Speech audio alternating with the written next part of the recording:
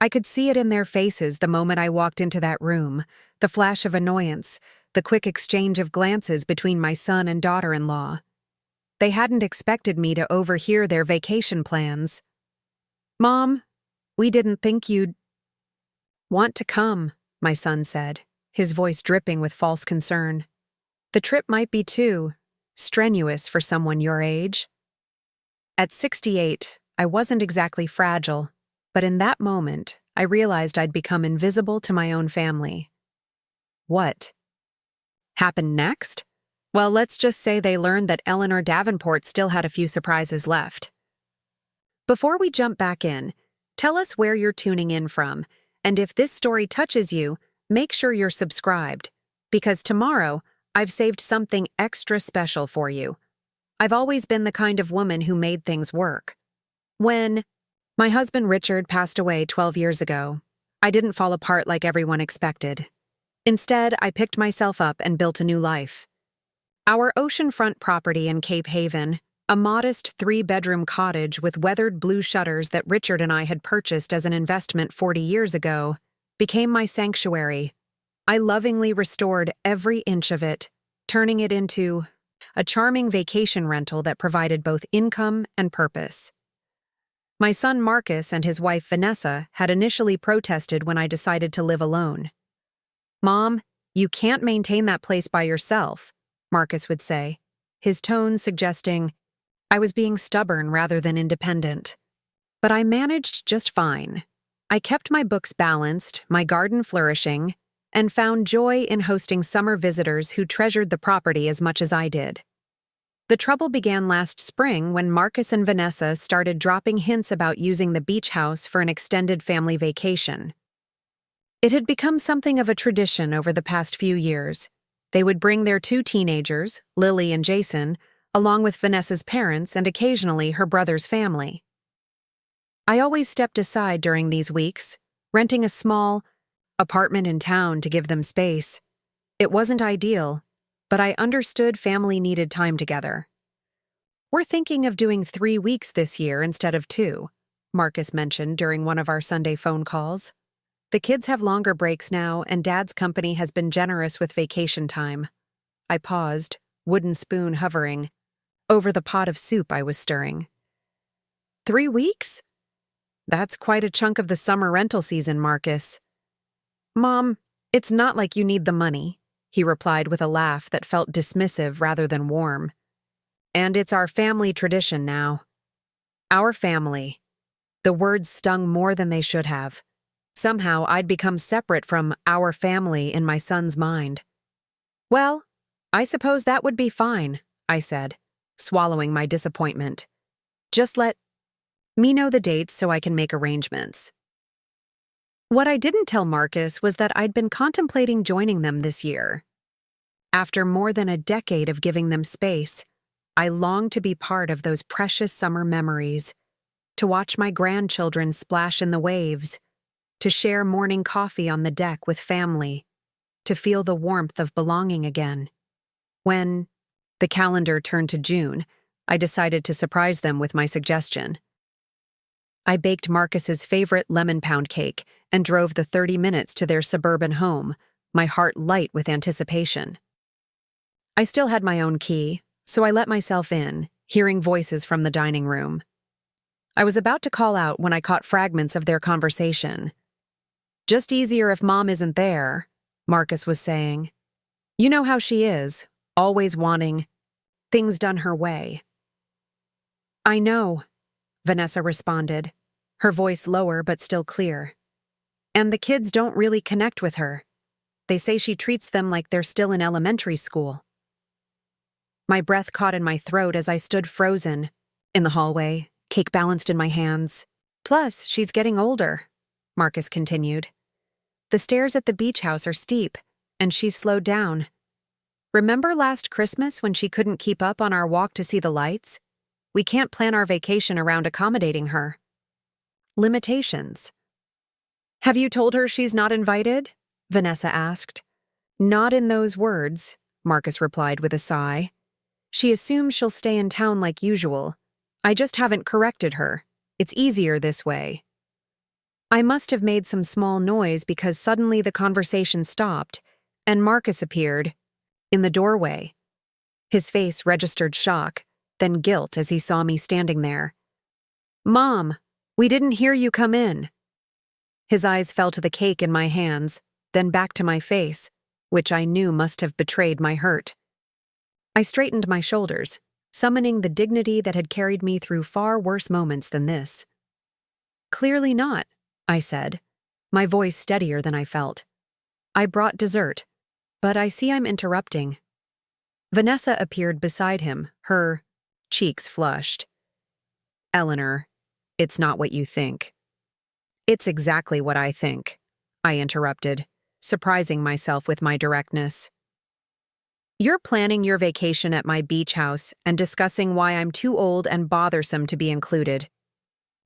Marcus had the decency to look ashamed. "Mom, that's not fair. We just thought that I'm too decrepit to climb stairs, too set in my ways to enjoy a family vacation, too boring for my grandchildren to tolerate." I placed the cake on the all table. "You know, Marcus, I survived losing your father. I renovated that beach house by myself. I've traveled to 12 countries since turning 60. But apparently, I'm too feeble to join a family vacation at my own property." The silence that followed was deafening. Marcus and Vanessa exchanged uncomfortable glances, neither willing to meet my eyes directly.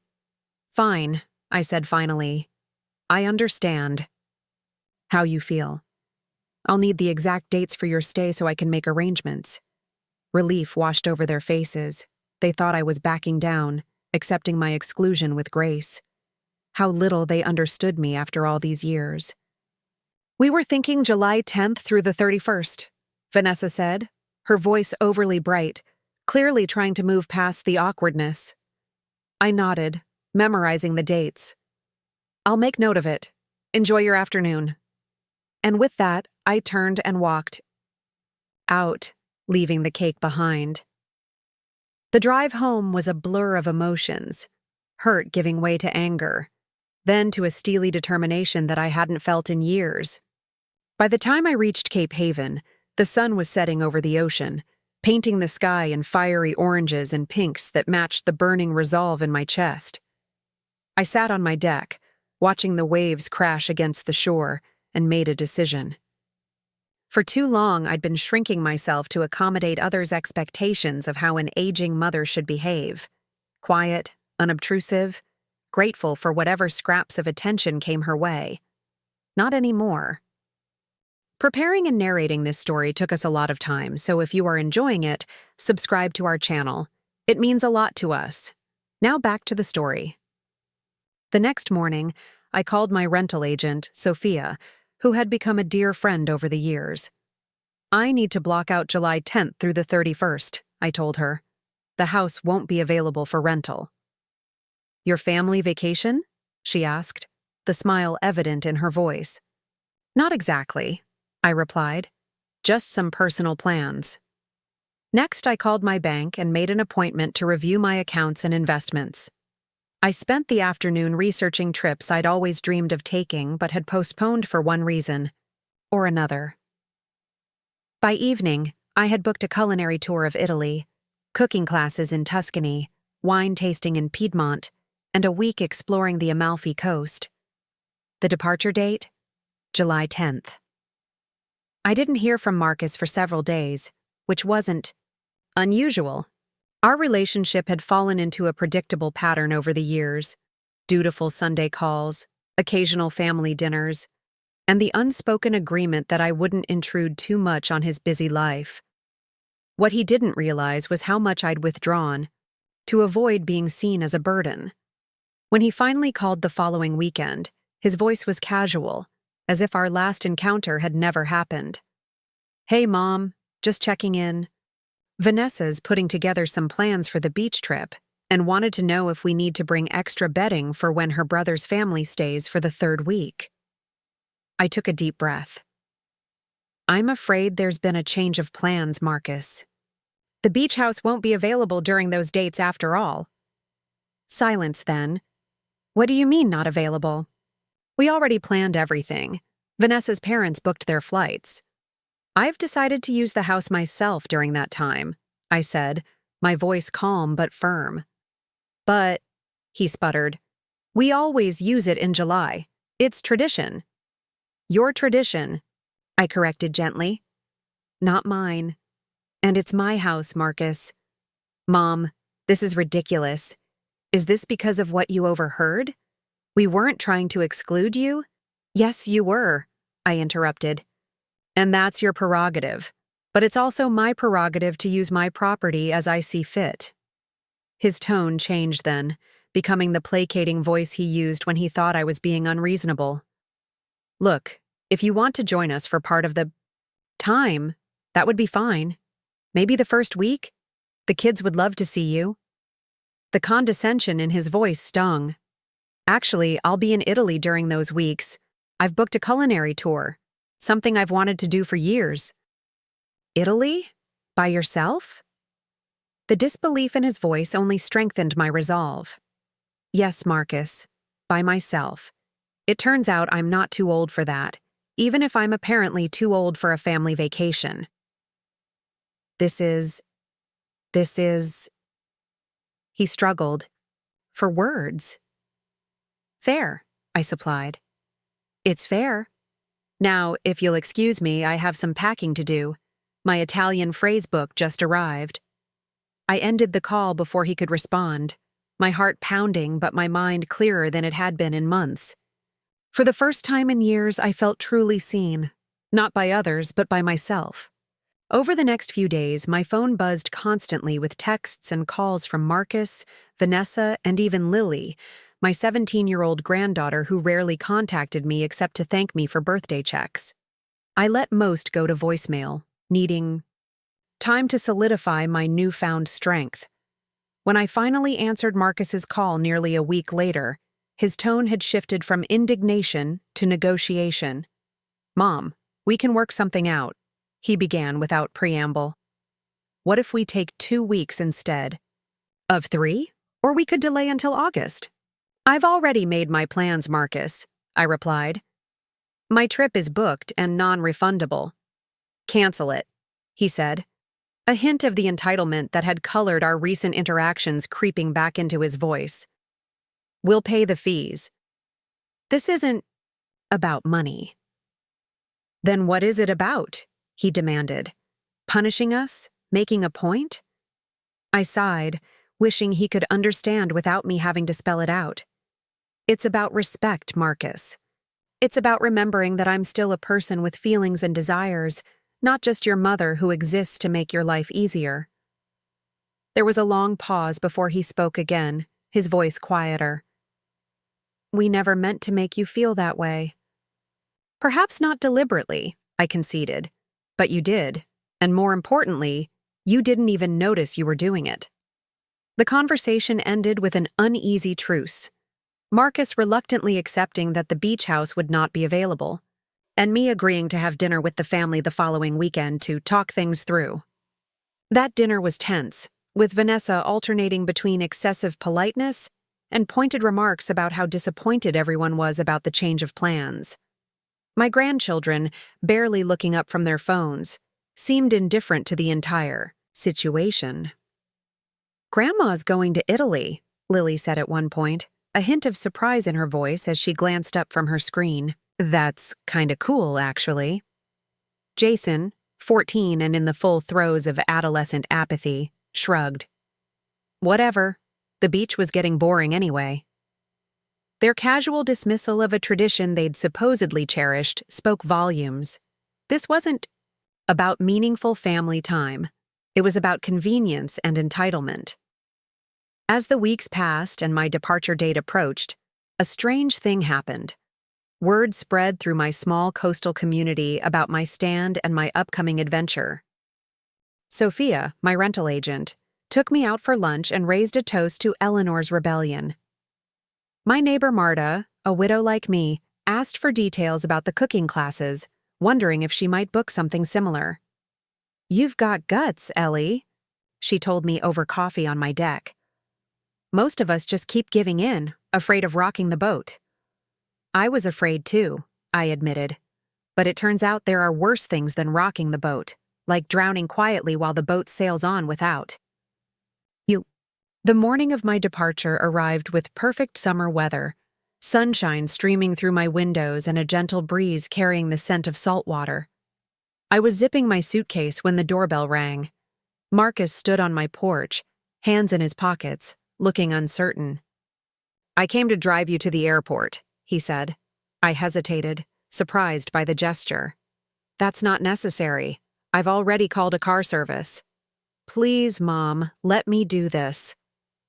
The drive to the airport was mostly silent, both of us unsure how to bridge the gulf that had opened between us. As we approached the terminal, Marcus finally spoke. "I've been thinking about what you said. About respect." He kept his eyes on the road. "I didn't see it before, but you were right. We've been taking you for granted." I waited, allowing him space to continue. "I got so used to you accommodating us that I stopped considering what you might want or need." He pulled up to the departures curb and turned to face me. "I'm sorry, Mom. Really sorry." The sincerity in his eyes touched me. "Thank you for saying that. When you get back," he continued, "I'd like to start fresh. Maybe we could spend some real time together, just you and me like we used to before Dad died." I felt a small crack in the wall I'd built around my heart. "I'd like that." As I stood in the terminal watching him drive away, I felt lighter somehow. This journey wasn't just about Italy or asserting control over my property. It was about reclaiming myself. About reminding my family, and perhaps more importantly myself, that Eleanor Davenport's story wasn't over yet. It was still being written, one bold chapter at a time. And as the plane lifted off, carrying me toward new experiences and horizons, I smiled at the thought of all the adventures still waiting for me on the other side of fear. Sometimes, it takes canceling someone else's plans to remember your own. Dreams have been on hold for far too long. The Italian sun felt different somehow. Warmer, more nourishing than the coastal rays I'd grown accustomed to in Cape Haven. As I settled into my room at the small family-owned villa just outside Florence, I couldn't help but marvel at the vibrant terracotta rooftops visible from my window, stretching toward distant hills lined with cypress trees. The scene looked like something from a postcard, yet here I was, experiencing it firsthand, rather than living vicariously through travel shows or my friends' social media posts. The culinary tour began the next morning with a market visit guided by Chef Paolo, a charming man in his 60s with laugh lines etched deeply around his eyes and flour perpetually dusting his forearms. He introduced our small group, 8 travelers from various corners of the world, to local vendors who greeted him like family, offering samples of aged pecorino and slices of prosciutto so thin they melted on the tongue. The secret to Italian. Cooking isn't complicated techniques, Paolo explained as we wandered through stalls bursting with produce. It's understanding ingredients, their seasons, their qualities. You must respect what the earth gives you. I found myself nodding, struck by how his philosophy applied to more than just food. How long had I been failing to respect what life was offering me, always putting my own desires aside to accommodate others? During our first cooking class, I paired with Diane, a retired professor from Chicago who had lost her husband 3 years earlier. As we kneaded pasta dough side by side, she confided that this trip was her first solo adventure since becoming a widow. "My children thought I was having some sort of breakdown when I booked it," she laughed, flour dusting her silver hair. "Apparently, grief has an expiration date, and after that, you're just supposed to be content watching your grandchildren grow up through FaceTime calls scheduled at their parents' convenience." Her words resonated so deeply that I found myself sharing my own story. The beach house, the overheard conversation, my decisive cancellation of my family's vacation plans. "Good for you," Diane said, eyes sparkling as she shaped a perfect tortellini. "It's about time they realized you're not just an accessory to their lives." Over the following days, our group bonded through shared meals and wine-fueled conversations that stretched late into the evening. There was Thomas, a retired architect traveling with his husband Carlos. Meredith, a recently divorced banker determined to rediscover joy. The Wilson sisters, both in their 70s, who had been traveling together annually for decades. And Jackson, a widower in his early 70s whose quiet wit often had us all in stitches. None of them found it odd that I was traveling alone at 68. None questioned my capabilities or suggested activities might be too strenuous for me. Instead, they invited me for impromptu evening strolls, saved me seats at demonstrations, and shared recommendations for hidden gems to explore during our free afternoons. One evening, as we dined in the villa's garden under string lights, surrounded by the heady scent of jasmine, Jackson raised his glass. "To Eleanor," he toasted, who reminded us all that sometimes the most important journey is the one back to yourself. Glasses clinked, and I felt a warmth that had nothing to do with the Tuscan summer or the wine. These strangers-turned-friends saw me, truly saw me, in ways my own family had stopped doing years ago. I sent Marcus occasional postcards and brief text messages with photos of spectacular views or particularly successful dishes I'd prepared, but I kept our communications light, maintaining the boundary I'd established. His responses seemed carefully worded, as if he was still processing this new version of his mother, who set limits and prioritized her own happiness. 2 weeks into my trip, as we were preparing to leave Florence for the wine country, I received a longer message from him. "The house feels strange without you. We found other accommodations for a short getaway next week. Nothing as nice as the beach house, but it's fine. Lily asked if you're coming back or if you've decided to become an Italian chef permanently. I think she misses you, though she wouldn't admit it. Stay safe, Mom. Your adventure looks amazing." I read the message several times, noticing what wasn't said as much as what was. No guilt trips, no demands for my return. Just a simple acknowledgement that things were different, and perhaps a dawning recognition that my absence was felt. In Piedmont, our days were filled with vineyard tours and wine tastings. I discovered I had a surprisingly good palate, able to detect subtle notes that others missed. Chef Paolo joked that I should consider becoming a sommelier as my second career. "It's never too late to discover new talents," he said, and I found myself agreeing. During an afternoon break, I wandered through a small village near our accommodation, my camera hanging around my neck to capture the narrow cobblestone streets and window boxes overflowing with geraniums. I paused outside a small art gallery, drawn to a vibrant landscape painting displayed in the window.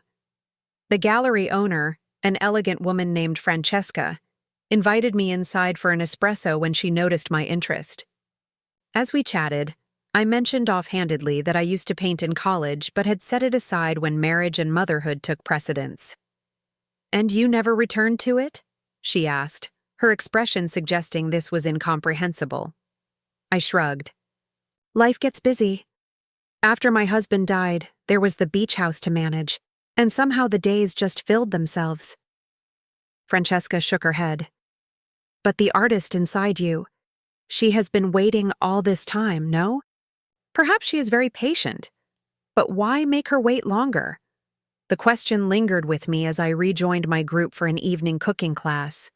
While preparing risotto, a dish that demands constant attention and care, I realized I had given so much attention to caring for others that I'd neglected to stir and nurture my own passions.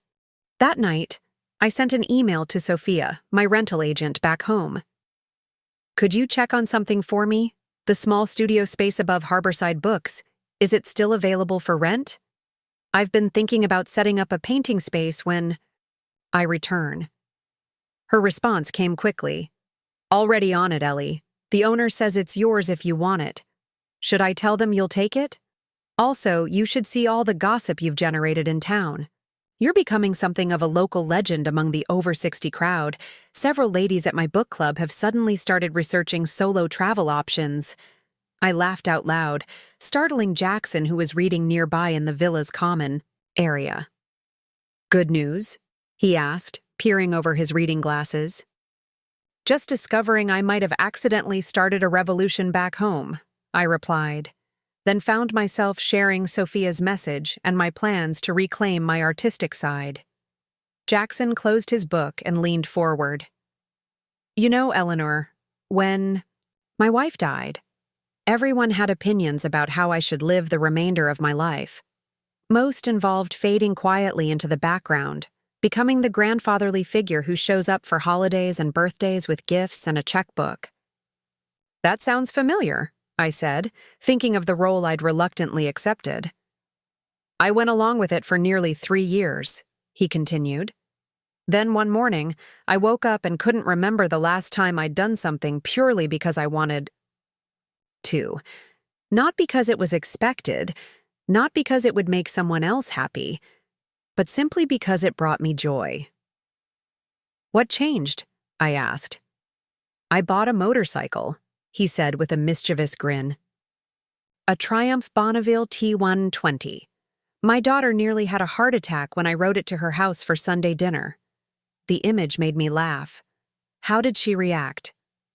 She threatened to call my doctor to have my mental competency evaluated. He chuckled. But here's the thing about adult children. They adapt when they realize their tantrums won't change your mind. Now she brags to her friends about her cool dad with the vintage bike. I'm not sure Marcus will ever brag about his mother taking off to Italy and starting a painting studio, I mused. Jackson's eyes crinkled at the corners.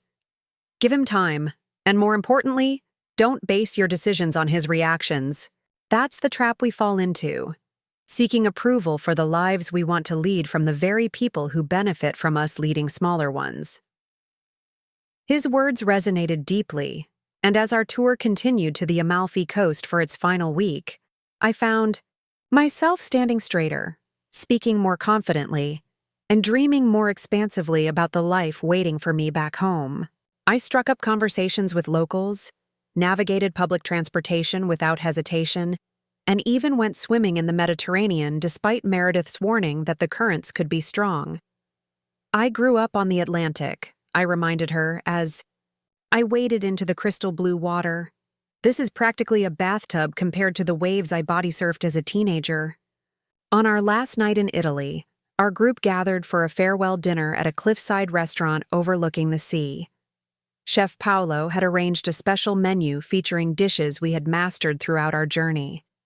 As the sun set in a spectacular blaze of orange and pink, painting the water below us in fiery hues, we exchanged contact information and promises to stay in touch. You must all come visit me in Cape Haven, I said impulsively. My beach house has plenty of room, and I make an excellent lobster bisque.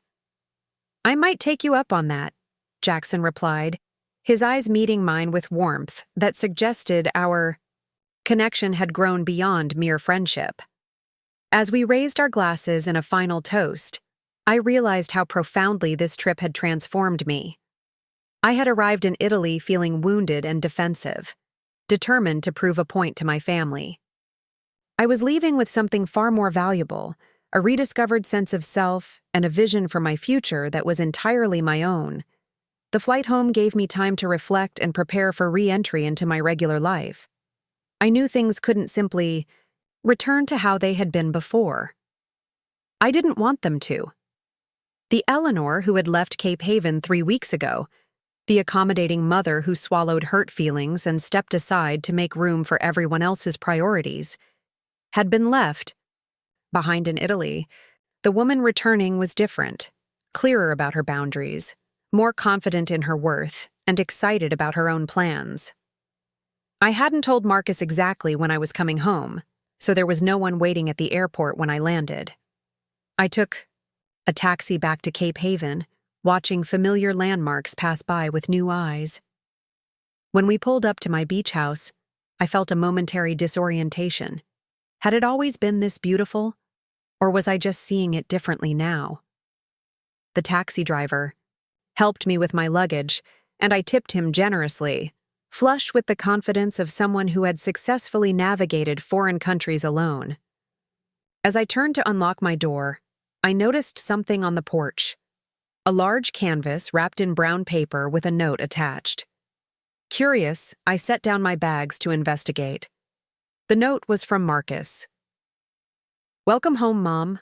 I saw this in a gallery last week and thought of you. It reminded me of the paintings you used to do when I was little, the ones that hung in Dad's office. I've missed your art. I've missed you. Call when you're settled. No rush." Intrigued, I carefully unwrapped the canvas to find a stunning seascape. Moody blues and grays capturing the Atlantic in winter. Reminiscent indeed of the style I'd once favored. My throat tightened at this unexpected gesture of understanding. Perhaps something had shifted for Marcus too during these weeks apart. Inside, the house was spotlessly clean, with fresh flowers on the kitchen table and a small welcome basket containing a bottle of Italian wine, local cheese, and a card signed by Sophia. "The prodigal rebel returns," the card read. "Can't wait to hear all about your adventures. Studio is confirmed. Keys inside envelope. Welcome home, brave friend." I unpacked slowly, integrating souvenirs from my trip into my living space. A hand-painted ceramic plate from Florence, a small watercolor of the Amalfi Coast, the apron chef Paolo had presented to each of us at the conclusion of our tour. Each item a tangible reminder that I had done something bold, something entirely for myself. The next morning, I woke early, my body still on European time. I made coffee and took it out to the deck, watching the sunrise over the ocean. My phone buzzed with a text from Jackson. "Landed safely in Seattle, already missing Italian wine. And good company. How's the re-entry going?" I smiled, typing back, "Just beginning. Coffee on my deck, planning my first day of freedom. Studio keys waiting. How's the time change treating you?" We exchanged a few more messages before I set my phone aside, wanting to fully absorb the beauty of the morning. This deck, this view, they had always been here, but somehow they felt like gifts I was receiving anew.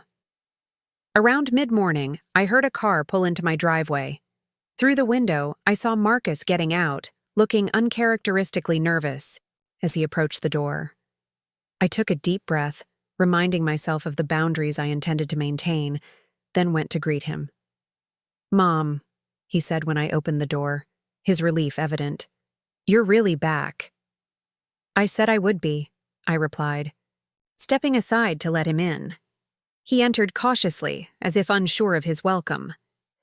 "How was Italy? You look different." "Good different or bad different?" I asked, genuinely curious about what he perceived. "Good," he said without hesitation. "You look rested, confident. I don't know. More like the mom I remember from when I was young, before Dad got sick." The observation surprised me. I hadn't realized how visible my transformation might be to others. "Italy was magnificent," I said, motioning for him to sit as I prepared more coffee. "I learned to make pasta from scratch, drank wine with views. You wouldn't believe and remembered what it feels like to be more than just someone's mother or grandmother." Marcus winced slightly at that last part. "About that," he began, fidgeting with a coaster on the coffee table. "I owe you more than just an apology, Mom. The way we've been treating you, the way I've been treating you, it wasn't right." I waited, giving him space to continue. "When Dad died, you were so strong," he said, his voice growing more reflective. "You held everything together, made all the arrangements, handled the estate. You never fell apart like we expected. I think somewhere along the way, I stopped seeing you as someone who might be hurting or lonely or wanting things of your own. You became this fixture, reliable. Always there when we needed you, never asking for anything in return." "That was partly my fault," I acknowledged, setting a mug of coffee in front of him. "I was so afraid of being a burden that I made myself smaller, less demanding. I thought that was what you needed from me." "But it's not what you needed," he said, meeting my eyes directly. "I get that now." We sat in silence for a moment, the only sound the distant crash of waves and the occasional call of seagulls. The beach house looks good, I finally said. Thank you for taking care of it. Actually, Marcus replied, looking slightly embarrassed, Vanessa did most of it. After you left and we had to cancel our plans, she felt really bad about everything. She spent a day cleaning and organizing before we found another rental. It was her idea to get you the painting as a welcome home gift. This surprised me. Vanessa had always seemed the more entitled of the pair, quick to accept my sacrifices as her due. Please thank her for me, I said, deciding to acknowledge the effort without erasing the hurt that had preceded it. You could tell her yourself, Marcus suggested tentatively. We'd love to have you over for dinner this weekend. Low-key, just family. Lily has been asking about your trip. I think your postcards actually made an impression. And Vanessa's trying out a new lasagna recipe she learned from a cooking show. Not as authentic as what you probably had in Italy, but I considered the invitation, weighing my desire to maintain my newfound independence against the possibility of reshaping our relationship on healthier terms. I'd like that, I decided. But I have plans on Saturday. I'm setting up my new art studio above Harborside Books. Marcus's eyebrows shot up. Art studio? You're painting again? I am, I confirmed. It's been too long. I remember your paintings from when I was a kid, he said, a smile softening his features. There was one of a lighthouse at sunset that hung in the hallway. I used to make up stories about the lighthouse keeper. I still have that one in storage, I told him, touched that he remembered. Maybe I'll hang it in the studio for inspiration. We talked for another hour, more openly than we had in years. There were still awkward moments, still vestiges of old patterns trying to reassert themselves, but beneath it all was a tentative foundation for something new, a relationship based on mutual respect rather than obligation and assumption.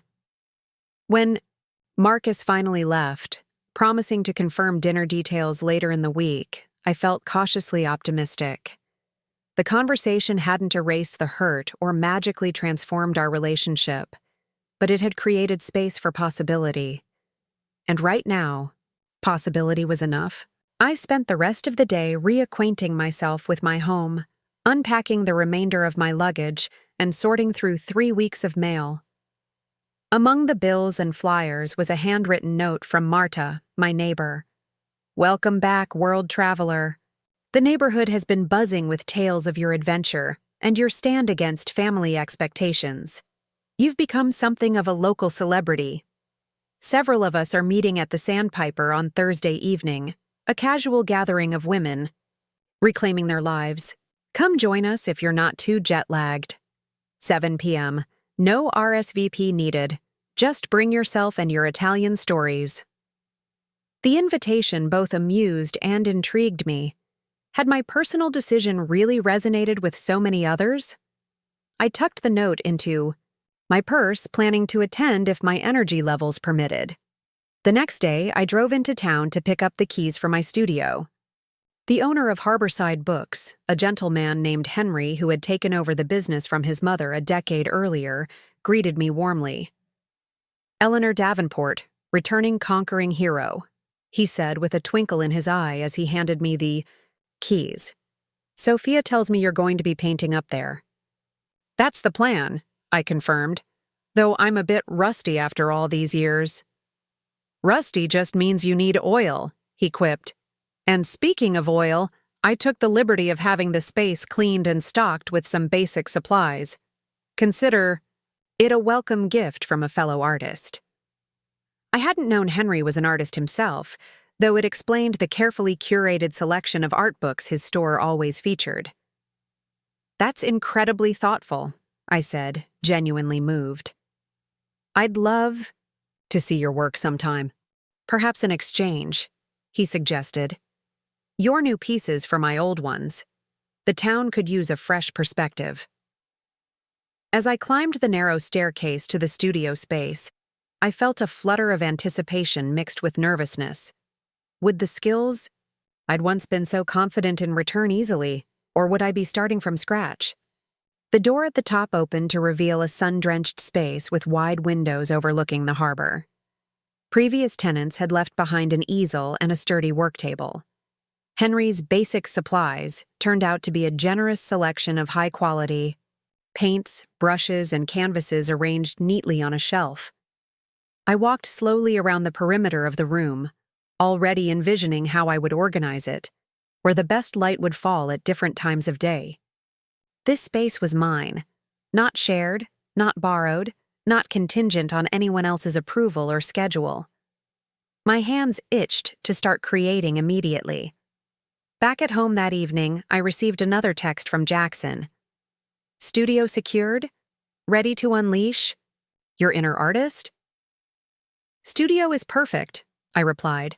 "Light, space, harbor views. Starting Saturday." "Excellent," he texted back. "By the way, my daughter has invited me to her beach house in Oregon next month. Apparently my European adventure has elevated my cool factor, and now the grandkids want to hear all about Italy from Grandpa Jack directly." Funny how a little independence changes their perception, isn't it? I smiled at the parallel to my own situation. Very funny indeed. Enjoy the elevated status while it lasts. "It's not the status I'm enjoying," came his reply. "It's the respect. Long overdue from both them and myself." His words resonated deeply. Respect.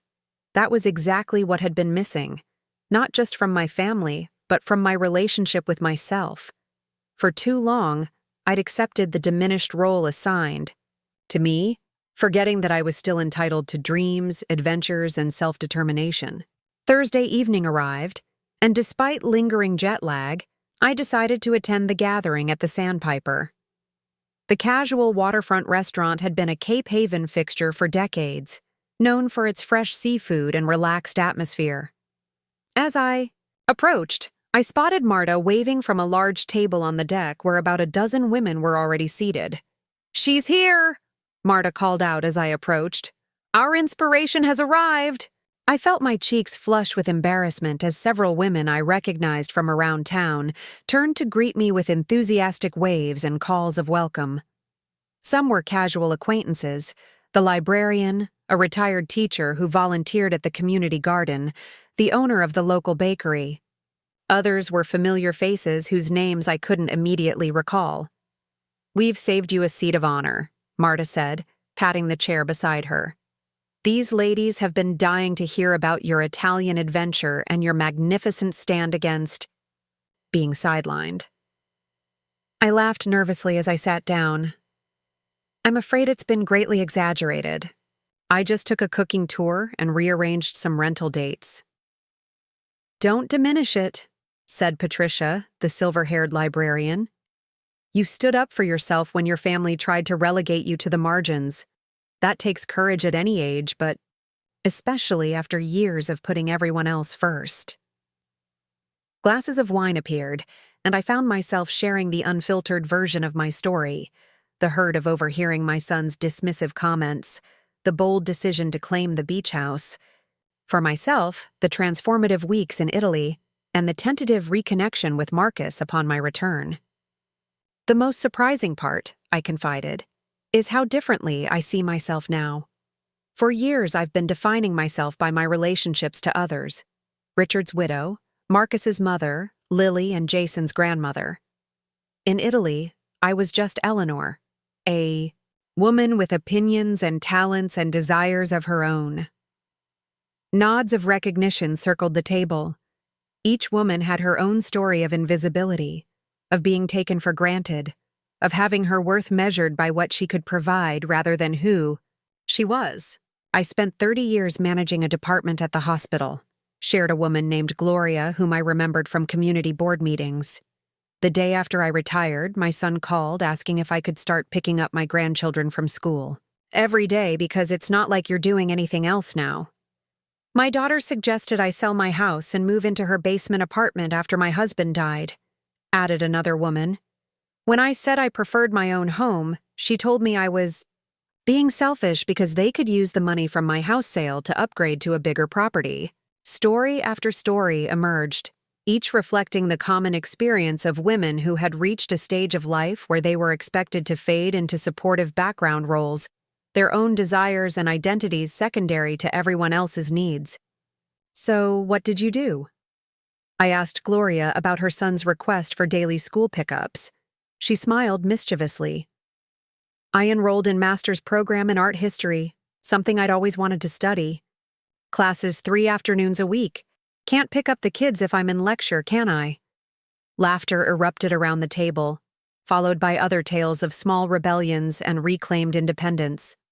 Patricia had sold her suburban home and bought a tiny cottage by the sea, ignoring her children's protests about wasting their inheritance. Marta had begun dating again at 72, enjoying the company of a gentleman friend with no interest in remarriage. Another woman had taken up competitive swimming, traveling to meets across the country. "The funny thing is," Marta observed, swirling the wine in her glass, "once our families realize we're serious about having our own lives, most of them adjust. They might grumble at first, but they adapt." "And those who don't?" I asked, thinking of families less receptive than mine had ultimately been. "Those relationships were probably troubled to begin with," Patricia said gently. "You can't set yourself on fire to keep others warm, especially when they're perfectly capable of building their own heat." As the evening progressed, our conversation shifted from shared grievances to forward-looking plans. Gloria was organizing a women's travel group for those interested in educational tourism. Patricia mentioned a series of workshops on financial independence for women over 60 that the library would be hosting in the fall. Ideas were exchanged, contact information shared, and by the time we dispersed into the cool evening air, AB's sense of community had solidified among us. Walking home along the beach, shoes in hand and toes sinking into cool sand, I marveled at how differently I felt compared to just 1 month earlier. The hurt that had propelled me into action had transformed into something constructive, not just for me, but potentially for others facing similar crossroads. My phone buzzed with a text from Marcus confirming dinner plans for Sunday rather than Saturday, respecting my studio setup schedule. "Lily wants to know if you'd share some of your Italy photos," he added. "She's doing a presentation on Italian culture for her humanities class and thought your perspective might be unique." I smiled at this small acknowledgement of my experiences as valuable, as worth sharing. "Happy to," I replied. "I'll bring my laptop." As I approached my beach house, its familiar silhouette backlit by the rising moon, I felt a profound sense of homecoming. Not just to this place, but to myself. The journey ahead wouldn't always be smooth. Old patterns would try to reassert themselves. Boundaries would need to be defended. But I had taken the crucial first step away from invisibility and toward a life where my presence, my desires, and my worth were no longer negotiable. The beach house that had nearly become a battleground had instead become a symbol of reclamation. And that, I realized as I climbed the steps to my porch, was worth far more than any vacation could ever be. Saturday morning arrived with perfect clarity, both in the weather and in my sense of purpose. I woke before my alarm, energized despite the lingering effects of jet lag. After a quick breakfast of fresh berries and yogurt on my deck, I gathered the art supplies I'd collected from storage and loaded them into my car. The anticipation I felt was almost childlike, reminiscent of first day of school excitement from decades ago. The town was just coming to life as I drove through. Shopkeepers sweeping sidewalks and early risers queuing for coffee at the local cafe. I pulled into the small parking area behind Harborside Books, noticing with appreciation that Henry had reserved a spot with a hand-painted sign reading, "Studio Artist Parking Only." Such a simple gesture, yet it underscored the legitimacy of what I was doing. I wasn't just dabbling or filling time. I was reclaiming a significant part of myself. The studio looked different in morning light, more expansive somehow, with sunbeams streaming across the wooden floor in golden paths. I set down my supplies and moved deliberately around the space, arranging materials, positioning the easel to capture optimal light, and unpacking the canvases Henry had provided. From my bag, I retrieved a small framed photograph. Richard and me on the beach the year we purchased the property, his arm around my waist, both of us squinting into the sun. I placed it on a small side table, a private talisman connecting past to present. "You would approve," I whispered to Richard's image. "You always said I should never have stopped painting." For several minutes, I stood before a blank canvas, brush in hand, paralyzed by the question that haunts every artist returning from a long absence. What if the skill is gone? What if the creative spark has dimmed beyond rekindling? Just as doubt threatened to overwhelm me, I recalled Chef Paolo's words about Italian cooking: "Begin with what you know. The rest will follow." I dipped my brush into a rich cerulean blue and made the first stroke, a simple horizon line separating sea from sky. The feel of bristles against canvas was at once familiar and new, like reuniting with an old friend who has changed just enough to make you see them with fresh eyes. That first line led to another, then another, and soon I was lost in the rhythm of creation, time slipping away unnoticed as the Cape Haven shoreline emerged beneath my hands. Hours passed before I became aware of a gentle knock at the door. Henry stood there holding 2 cups of coffee and wearing an expression of appreciation as he took in my work in progress. "I thought you might need this," he said, offering me a cup. "You've been up here since 8 this morning. It's past noon now." I blinked in surprise, setting down my palette to accept the coffee. I had no idea. Time just disappeared. Henry nodded, understanding in his eyes. "That's how you know you're doing what you're meant to do. May I?" He gestured toward the canvas. I stepped aside, suddenly self-conscious. The painting was far from finished, a study of the beach at daybreak, with the distinctive silhouette of the Cape Haven lighthouse in the distance and morning fog still clinging to the shoreline. "You didn't exaggerate your talent," Henry said after a thoughtful moment. "There's something compelling about your perspective. You've captured not just how the scene looks, but how it feels to stand there at that particular moment." His words eased the knot of insecurity in my chest. "Thank you. I'm still finding my way back. It's been so long." "Yet some things remain embedded in our souls," he replied, waiting patiently for us to remember them. We sipped our coffee in companionable silence, gazing at the half-finished painting. Henry eventually shared that he'd been a professor of fine arts before returning to Cape Haven to take over his mother's bookstore. "I still paint on Sundays," he confided. "Just for myself now, not for galleries or criticism." "Perhaps we could arrange a small exhibition," I suggested impulsively. "Your Sunday works, my new beginnings." Nothing formal, just a community gathering to celebrate creativity that refuses to be silenced by practicality. Henry's eyes lit up. "I know at least 4 other artists in town who would join such an endeavor. Let me make some inquiries." After he left, I worked for another 2 hours before my growling stomach insisted on attention. I cleaned my brushes carefully, covered the canvas, and headed down to the harbor for a late lunch, settling at an outdoor table at the Lobster Pot, with a view of fishing boats bobbing gently in their slips.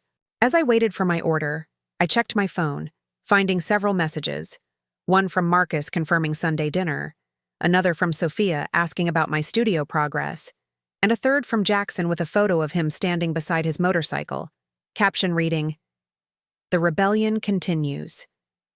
Planning a coastal ride next weekend? East Coast equivalents to recommend?" I smiled, typing back, "Cape Cod has excellent coastal routes. Planning my own rebellion via art studio today. First canvas in progress after 30-plus years." His response came quickly. "Brave woman, can't wait to see the results. Consider me your first international collector." The easy banter between us continued sporadically throughout my meal, a pleasant accompaniment to fresh seafood and ocean views. There was something freeing about this new connection. No decades of history to navigate, no established patterns to break. Just two people discovering each other as they were now, not as they had been in previous chapters of life. "You look happy," observed a voice beside me. I glanced up to see Marta claiming the empty chair at my table, her silver hair twisted into an elegant knot atop her head. "I am," I realized, somewhat surprised by the simple truth of it. I spent the morning painting, and it felt right, like finding something precious I'd misplaced years ago. "And who's putting that particular gleam in your eye?"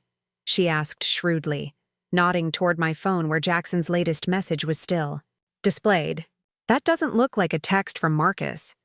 I felt a flush creep up my neck, absurdly teenagerish for a woman approaching 70. "A friend from the Italy tour. His name is Jackson.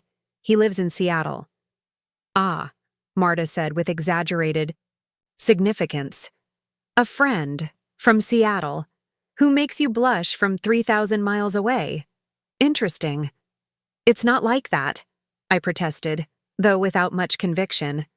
"We're just kindred spirits, both widowed, both rediscovering independence." Marta hummed skeptically. "Well, kindred spirits are rare enough at our age. Don't dismiss the possibility of more just because convention suggests we're past all that." Before I could formulate a response, she changed the subject, filling me in on plans emerging from our Thursday gathering. "Patricia's organizing a weekly discussion group on reclaiming visibility after 60. Gloria's travel club already has 12 members interested in a Santa Fe art tour this fall, and 3 women have approached me about how to have difficult conversations with their families about boundaries." "All that from one dinner?" I marveled. "All that from your example," Marta corrected gently. "You showed what's possible when we refuse to disappear on cue. Don't underestimate the power of that." After lunch, I returned to my studio for a few more hours of painting, losing myself once again in the meditative process of translating memory and feeling onto canvas. By the time I reluctantly packed up for the day, the lighthouse painting had taken solid form. Not finished, but alive with potential. As I locked the studio door, I felt a deep satisfaction that had nothing to do with anyone else's approval or needs, a pure, untainted joy in creation for its own sake. That evening, I treated myself to a quiet dinner at home, followed by a long bath, easing muscles unaccustomed to standing at an easel for hours. As I soaked in lavender-scented water, I contemplated the strange circularity of life, how I'd returned to painting at nearly 70, older than my college professors had been when they first encouraged my talent. What would they think of me now? What would the ambitious young woman I'd been think of this older version, who was only now reclaiming her artistic voice? On Sunday morning, I returned briefly to the studio to check on my painting and make a few small adjustments before preparing for dinner at Marcus and Vanessa's. I selected my outfit with particular care, a flowing linen tunic in a vibrant teal that I'd purchased in a boutique on the Amalfi Coast, paired with white pants and silver earrings crafted by an artisan we'd met in Florence. The woman looking back at me from the mirror seemed vivid, present in a way I hadn't been for years. I debated bringing a hostess gift before settling on a bottle of limoncello from the Amalfi Coast and a selection of photographs from my trip arranged neatly in an album for Lily. As I drove to their suburban home 20 minutes inland, I reminded myself to maintain the boundaries I'd established while remaining open to healing. This new version of Eleanor didn't need to be defensive or combative, just clear about who she was and what she deserved. Vanessa opened the door before I could ring the bell, her expression a complex mixture of uncertainty and forced brightness. "Eleanor, welcome back." She leaned in for an awkward hug that I returned with measured warmth. "Thank you for having me," I said, offering the limoncello. "A little taste of Italy." "How thoughtful," she murmured, examining the bottle with what seemed like genuine appreciation. "We've actually never tried the real thing. Come in, everyone's waiting." The atmosphere inside was noticeably strained despite obvious efforts to create a welcoming environment. Lily, always attached to her phone, actually looked up when I entered the living room, offering a small wave. Jason managed a grunt that might have been high, which represented significant progress in teenage boy communication. Marcus emerged from the kitchen wearing an apron, another surprising departure from established patterns. "Mom," he greeted me with a quick kiss on the cheek. "You look amazing. Italy clearly agrees with you." "The food alone would improve anyone's outlook," I replied lightly, setting down my purse. "Something smells wonderful." "Vanessa's making that lasagna she mentioned," he explained, "and I'm handling garlic bread and salad." "You're cooking?" I couldn't hide my surprise. Marcus had always been the type to open the refrigerator and ask where things were, even items directly in front of him. He had the grace to look slightly embarrassed. "Trying to. Turns out there's no magical kitchen fairy who makes meals appear. Who knew?" The comment could have been interpreted as a dig at how I'd always handled food preparation during family gatherings, but his sheepish expression suggested genuine self-awareness rather than criticism. Progress, I decided, accepting the glass of wine Vanessa offered. "I brought something for you, Lily," I said, presenting the photo album. "For your humanities presentation. These are from Florence, Venice, and the Amalfi Coast." Lily's eyes widened with actual interest as she took the album. "Thanks, Grandma. These look professional." She paused, then added with adolescent forthrightness, "You look different in these pictures. Happier or something."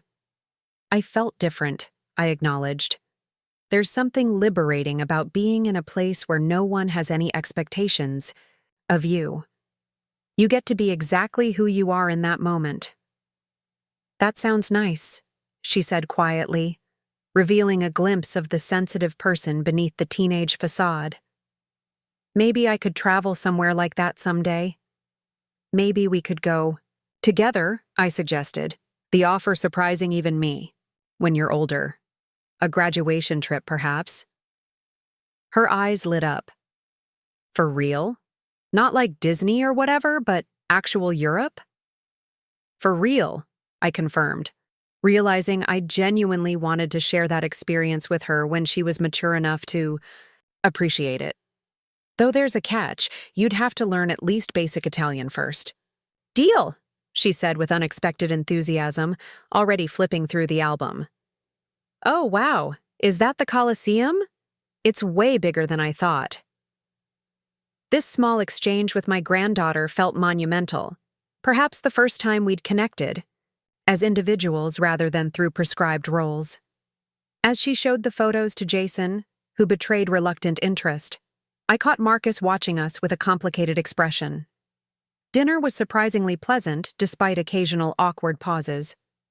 Vanessa's lasagna was commendable, and I said so genuinely. Marcus asked thoughtful questions about my trip, rather than making dismissive comments about seniors' tours, as he might have previously. Lily wanted to know about Italian teenagers, what they wore, how they socialized, while Jason perked up only when I described the motorcycle culture we'd observed in Rome. "A guy on your tour had a motorcycle?" he asked, the longest sentence he'd directed at me in months. "Not on the tour," I clarified, "but I've become friends with someone. Who rides? He's about my age and just bought a Triumph Bonneville after his wife passed away."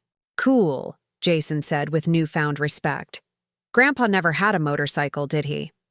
"Actually, he did in college," I revealed, enjoying their surprised expressions. "A Honda CB350. He gave it up when we got married because insurance was too expensive, but he always missed it. We talked about getting another after he retired, but then he got sick."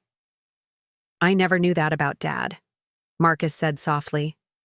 "There's probably a lot you don't know," I replied, not unkindly. "We had entire lives before you were born, and many quiet dreams that came after." A contemplative silence settled over the table, broken eventually by Vanessa asking if I'd like coffee with dessert, a homemade tiramisu that she admitted with charming nervousness. probably isn't authentic compared to what you had in Italy. The most authentic tiramisu I had was made by an 80-year-old grandmother in a tiny apartment in Florence, I told her. And do you know what she said was her secret ingredient? Whatever makes you happy when you make it. So authenticity isn't about rigid rules, it's about joy in creation. Vanessa's posture relaxed visibly. I like that philosophy. As the evening progressed, I found myself observing this family, my family, with new clarity. They weren't villains in my story, just flawed humans navigating their own complicated lives. Marcus wasn't intentionally cruel in excluding me from their vacation. He simply hadn't questioned the cultural narrative that aging parents should gracefully retreat to the periphery. Vanessa wasn't deliberately dismissive. She had never been taught to value the perspectives of older women. The teenagers weren't purposefully self-absorbed. They were products of a society that encouraged youth worship and generational segregation. Understanding this didn't erase the hurt or excuse the behavior, but it helped me view our healing process with greater compassion. They were trying, in their imperfect way, to adapt to this recalibrated relationship where Grandma was no longer a convenient resource, but a person with legitimate needs and boundaries. When I finally prepared to leave, Marcus walked me to my car, the night air cool against our skin despite the summer season. "This was nice, Mom," he said, hands shoved in his pockets like the teenage boy he'd once been. "Different, but nice." "Different is good," I replied, searching for the right words to convey what I was feeling. "Marcus, I don't regret taking that trip or standing my ground about the beach house. Those decisions were necessary for me. But I do want you to know that I'm open to building something new between us, something based on mutual respect rather than just familial obligation." He was quiet for a moment, streetlights casting shadows across his features that reminded me painfully of Richard. "I'd like that," he finally said. "And I want you to know that I'm proud of you. Taking off to Italy alone, starting your art studio, it's pretty badass, actually." The unexpected compliment made me laugh. Badass isn't a term I ever expected to hear applied to myself, but I'll take it. "Lily thinks so too," he added. "She told her friends her grandmother is a world-traveling artist who rides with a motorcycle guy. Your cool factor has skyrocketed." "Well, that's clearly the validation I've been seeking all along," I teased. "But the knowledge that my granddaughter might be seeing me as a person rather than just a role warmed something deep inside me. As I drove home under a canopy of stars, I felt an unfamiliar lightness. The dinner hadn't been perfect, but it had been honest, a first step toward authentic connection rather than performed harmony. More importantly, I had maintained my sense of self throughout, neither diminishing my experiences to make others comfortable, nor weaponizing them to inflict guilt. I had simply been present as the woman I was becoming, not the woman they had expected me to remain. The following weeks established a new rhythm to my days. Mornings were for routine tasks and beach walks, afternoons dedicated to painting in my studio, and evenings filled with community engagements that would have been unimaginable just months earlier. The discussion group Patricia organized met weekly at the library, attracting women from surrounding towns as word spread. Gloria's travel club finalized plans for a fall trip to Santa Fe, with 12 members committed, including Marta and myself. Henry's exhibition idea evolved into Cape Haven Creates, a monthly art walk featuring local artists displaying work in various businesses around town. My relationship with Marcus and his family adjusted like a camera lens gradually finding focus. There were still awkward moments and occasional missteps on both sides, but the general trajectory was toward greater understanding. Lily began stopping by my studio after school once a week, initially to use my Italian photographs for her project, but continuing because she enjoyed the peaceful atmosphere and my lack of probing questions about her social life. She would do homework at the small table by the window while I painted, our companionable silence occasionally broken by her questions about technique, or my inquiries about her studies. Jason remained more distant, but showed unexpected interest when I mentioned that Jackson would be visiting Cape Haven in August. Could I meet him? See his motorcycle? He asked during a family dinner, addressing me directly for perhaps the first time in years. I'm sure he'd enjoy that, I replied, touched by this small olive branch. He used to teach mechanical engineering before he retired.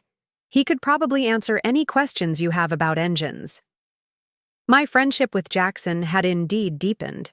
Through daily texts and weekly video calls, we exchanged photographs of our respective coasts, book recommendations, and observations about navigating this new phase of life.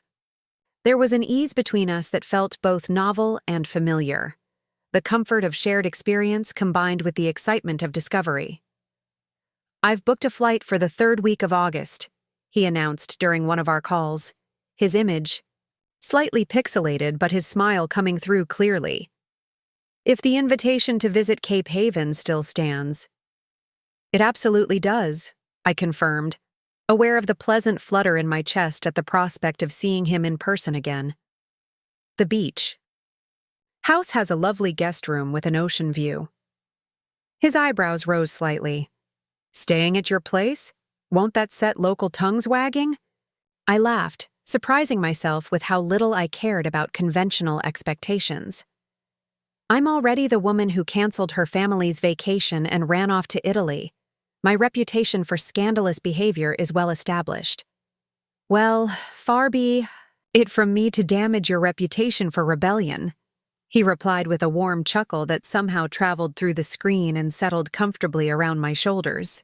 After we disconnected, I sat for a long time on my deck, watching stars emerge over the ocean and contemplating how dramatically my life had changed in just a few months. I had stepped off a precipice, not knowing if I would fall or fly, and discovered that flight was possible at any age if you were brave enough to spread your wings. The lighthouse painting was completed by the end of July, my first finished work in decades. Henry insisted on displaying it prominently during the inaugural Cape Haven Creates event, which drew an unexpected crowd of locals and summer visitors.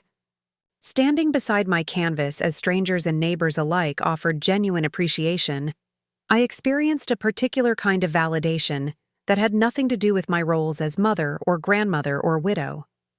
This was recognition of Eleanor Davenport, artist, identity I had surrendered and now reclaimed. Marta sidled up to me during a quiet moment, champagne flute in hand. Not bad for a woman who was too old for a family vacation, she murmured. With satisfaction, what's next on your rebellion agenda? I considered the question, watching the diverse crowd circulating through the transformed bookstore, summer residents in linen and seersucker, local fishermen still in work clothes, teenagers drawn in by the promise of free refreshments, but lingering to examine the art. I'm thinking of offering art classes, I said, the idea crystallizing as I spoke it aloud. For seniors, yes, but also intergenerational sessions. There's something powerful about creating alongside people at different life stages. Count me in, Marta declared immediately. I haven't held a paintbrush since elementary school, but I'm willing to embarrass myself publicly in the name of creative expression. Technically, embarrassment is optional, I pointed out with a smile. But so much more interesting than dignity, she countered, raising her glass in a toast. As July melted into August, summer reaching its fullest expression in long golden days and warm velvet nights, I found myself taking stock of the transformation not just in my external circumstances, but in my interior landscape.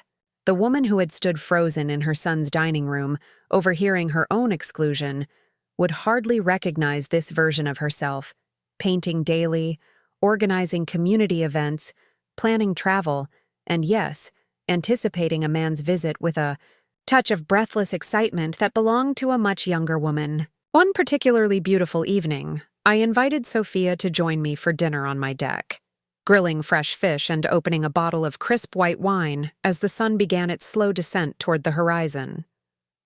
I never properly thanked you, I said as we settled into comfortable chairs, plates balanced on our laps.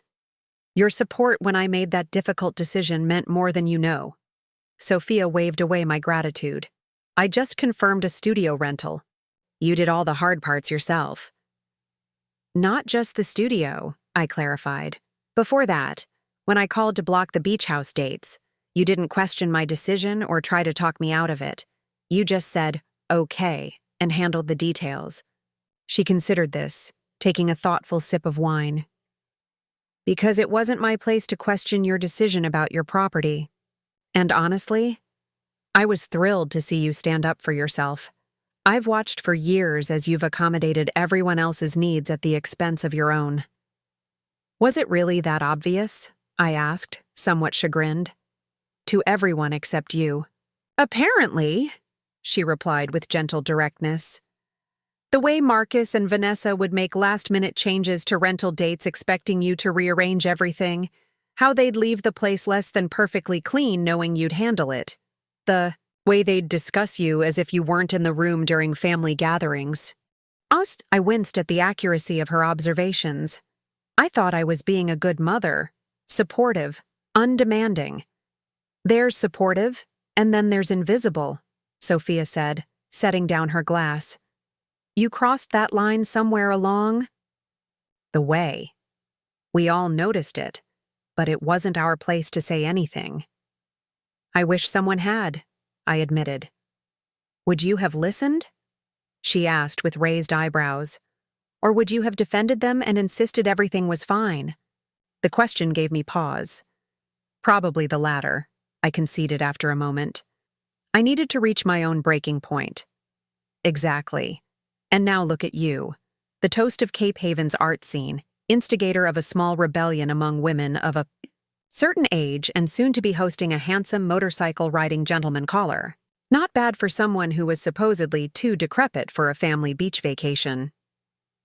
I laughed at her summation, though a shadow of the original hurt still lingered. When you put it that way, perhaps I should thank them for excluding me. It was the push I needed to stop excluding myself from my own life. To necessary pushes, Sophia proposed, raising her glass in a toast. And unexpected flight, I added, touching my glass to hers as the sun dipped below the horizon, painting the sky in triumphant shades of gold and rose that seemed to signal approval of paths redirected and lives reclaimed. Later that night, as I prepared for bed, my phone illuminated with a message from Jackson. Confirmed my rental car for the Cape Haven visit, an appropriately rebellious convertible for coastal drives, counting the days. I smiled at the screen, typing back, the lighthouse painting is finished. The beach is perfect for morning walks. The motorcycle-obsessed grandson is eagerly awaiting mechanical engineering discussions. Cape Haven is ready for your arrival. His response came quickly. And what about the artist? Is she ready too? The question hung in the air between us, loaded with meaning beyond the simple words. Was I ready for whatever might develop between us? For the possibility of opening my heart again after so many years of careful guardianship? For the potential complications of a bicoastal connection at our age? The artist, I replied after thoughtful consideration, is discovering that readiness isn't about perfect certainty, but about willingness to explore the unknown. So yes, she's ready for whatever comes next on this journey. As I set my phone aside and turned out the light, I realized with quiet awe that the statement was true not just about Jackson's visit, but about every aspect of my reclaimed life. I was ready for experiences I couldn't yet imagine, for connections still forming, for the continued evolution of a woman who had stepped out of the background and into the center of her own canvas. And that readiness, I understood now, was perhaps the most rebellious act of all. The anticipation of Jackson's visit brought an unexpected flutter of nerves that I hadn't experienced in decades. The week before his arrival, I found myself scrutinizing the beach house with fresh eyes, noticing the slightly faded cushions on the deck furniture, the chip in the bathroom sink that I'd long since stopped seeing, the collection of seashells gathering dust on the mantel. With a sudden burst of energy, I embarked on subtle refreshes throughout the house. Nothing dramatic, just small touches to brighten spaces that had become too familiar to truly see. "You're nesting," Marta observed bluntly when she stopped, by and found me arranging fresh flowers in the guest room. Classic pre-courtship behavior. "I'm being a good host," I corrected, feeling the heat rise in my cheeks. And courtship is hardly the appropriate term at our age. "What would you prefer? Senior romance? Mature liaison?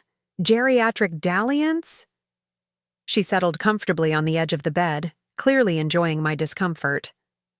"The terminology doesn't matter, Eleanor. The fact that you've changed your bedspread 3 times this week does."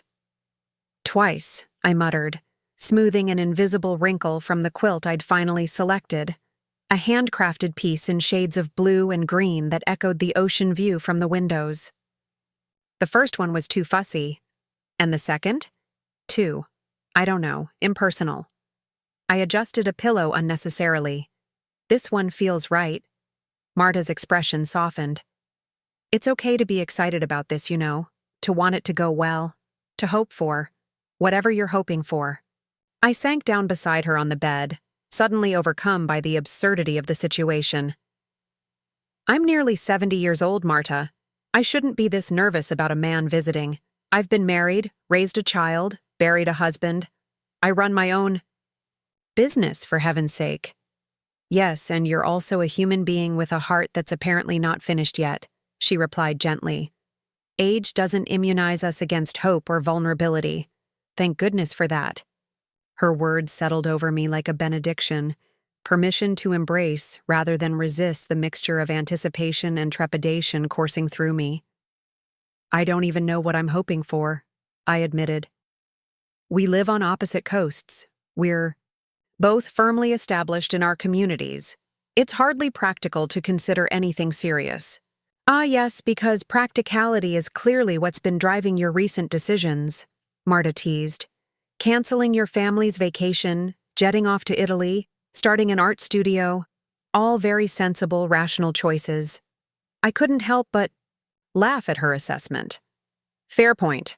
I seem to have abandoned practicality somewhere over the Atlantic." "Good riddance to it," she declared firmly. "Practicality is highly overrated, particularly for women our age who've spent decades being practical for everyone else's benefit." As the day of Jackson's arrival drew closer, I divided my time between studio work and modest preparations at home.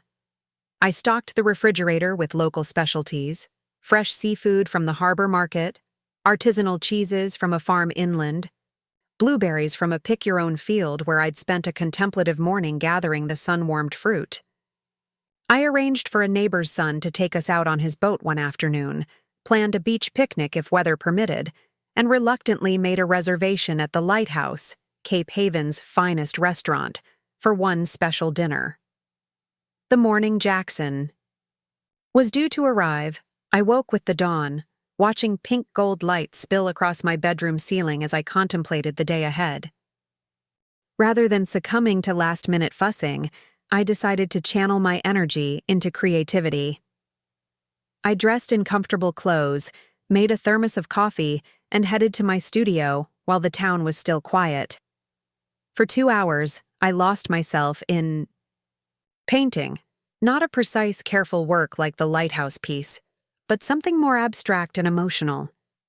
Bold strokes of color captured the sensation of liberation I'd experienced in recent months, the breaking of constraints that had limited my life for too long.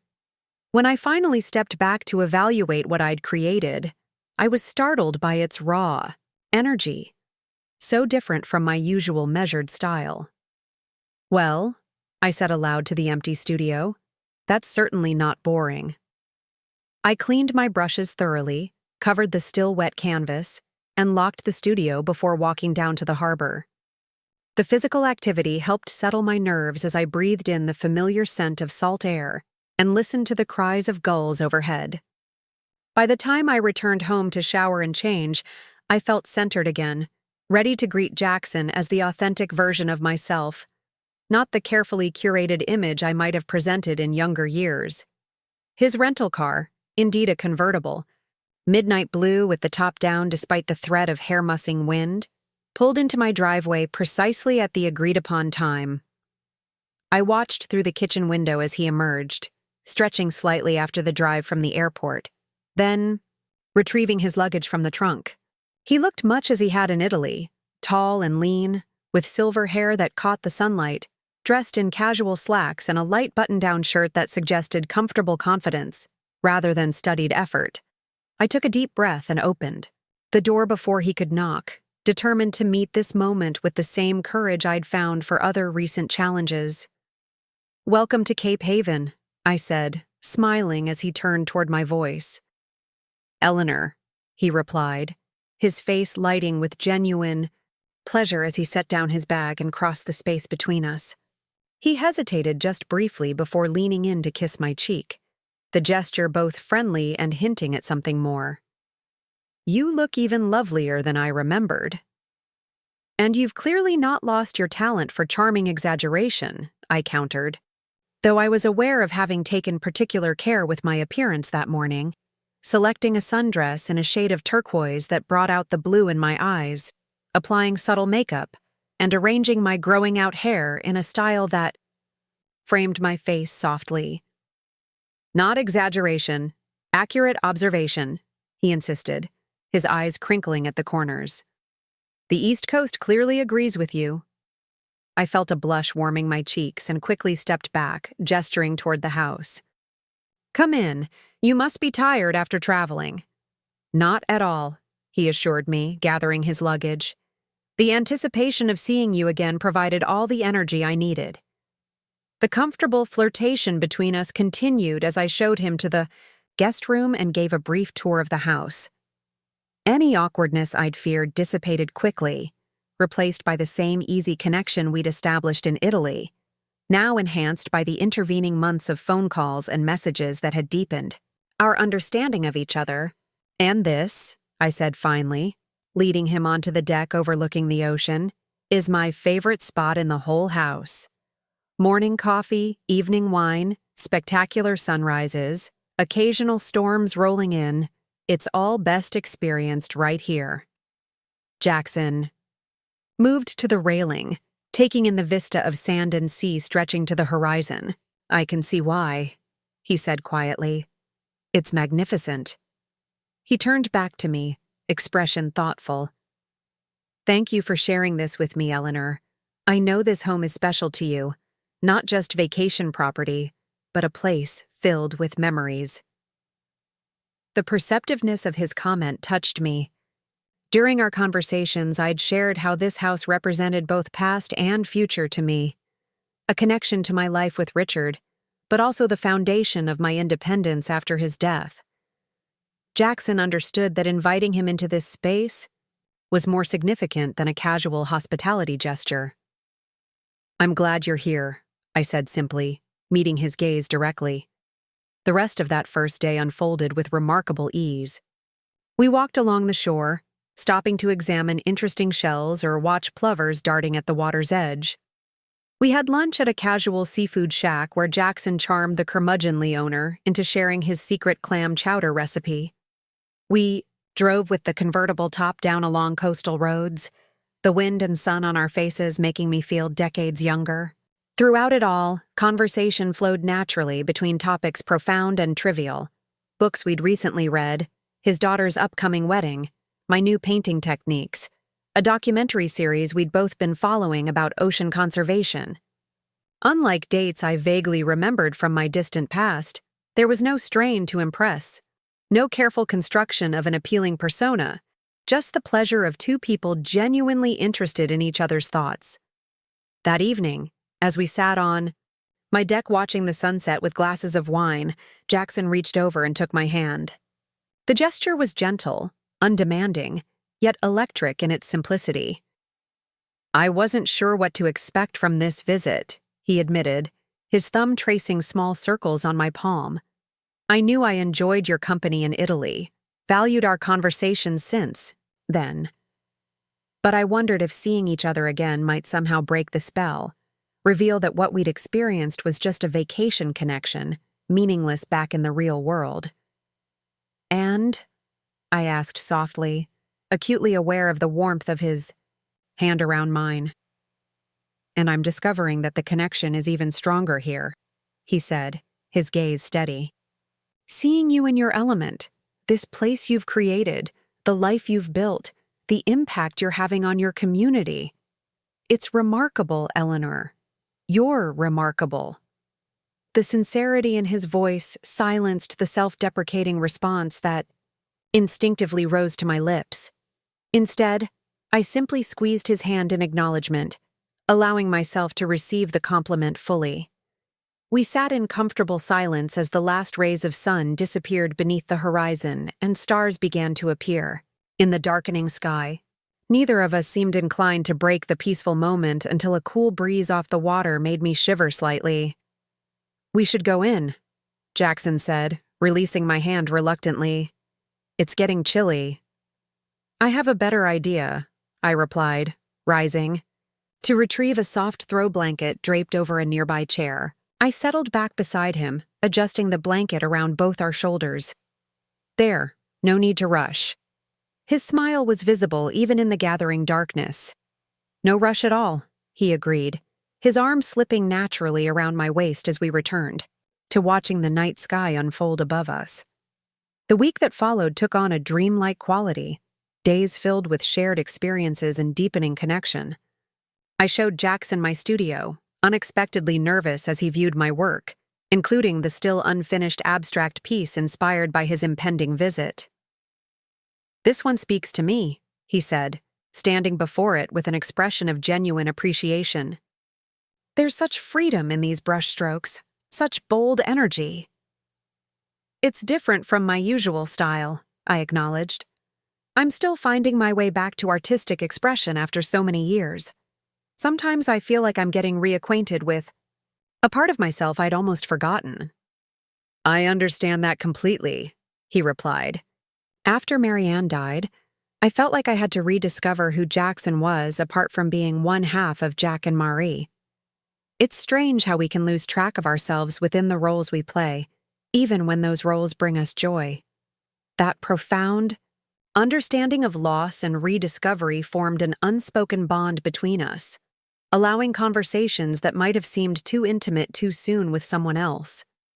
We shared stories of our late spouses without awkwardness, not dwelling in grief, but acknowledging the people who had shaped significant portions of our lives. "Richard would have liked you," I told Jackson one evening as we prepared dinner together in my kitchen, moving around each other with surprising coordination for people who had never shared such a domestic task before. He appreciated straightforward people who said what they meant. "And would he have approved of this?" Jackson asked, gesturing between us with a wooden spoon, addressing directly what had been developing throughout his visit. I considered the question honestly. "He made me promise before he died that I wouldn't spend the rest of my life alone," I finally said. "But I think he imagined me finding some sensible widower in Cape Haven to share quiet dinners with, not running off to Italy and coming home with a motorcycle-riding suitor from Seattle." Jackson laughed, the sound warm and genuine. "So, I'm not what he had in mind." "Probably not," I admitted with a smile. "But he also wanted me to be happy, above all else." "And you?" I paused, suddenly shy despite our growing closeness. "You make me very happy, Jackson." The spatula he was holding clattered to the counter as he closed the distance between us, cupping my face gently between his hands. "May I kiss you, Eleanor Davenport?" he asked, his voice husky. "Please do," I whispered, and then his lips were on mine. Tender at first, then with growing certainty as I responded, my hands finding their way to his shoulders, then the nape of his neck. The kiss deepened, awakening sensations I'd thought long dormant, reminding my body that it was still very much alive. When we finally parted, both slightly breathless, Jackson rested his forehead against mine. "I've been wanting to do that since Florence," he confessed. "Why did you wait so long?" I asked, my fingers still entwined in his silver hair. Because some things shouldn't be rushed, he replied simply. And because you were worth waiting for. The dinner we'd been preparing was slightly overcooked that night, but neither of us particularly noticed or cared.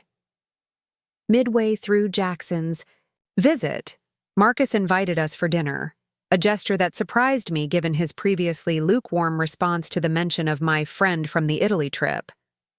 I accepted with some trepidation, uncertain how my son would react to the obvious connection between Jackson and me. "You're sure about this?" I asked Jackson as we drove to Marcus's house. "It might be awkward. They can be. Judgmental." "Eleanor," he said with gentle amusement, "I've raised 2 children and dealt with faculty politics at a major university for 30 years. I think I can handle one protective son." His confidence steadied me, as did the reassuring pressure of his hand on mine as we pulled into the driveway. Jason emerged from the garage as we arrived, his typical teenage nonchalance momentarily abandoned as he eyed the convertible with undisguised admiration. "This is your car?" he asked Jackson directly, barely acknowledging my presence. "Just a rental," Jackson replied, "but a good one. Do you drive yet?" "Got my learner's permit last month," Jason said, straightening slightly. "Dad only lets me practice in empty parking lots, though."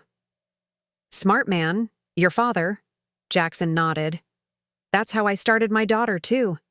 But once she had the basics down, I took her to a closed track where she could really learn how a car handles at different speeds. Makes for safer driving on actual roads later."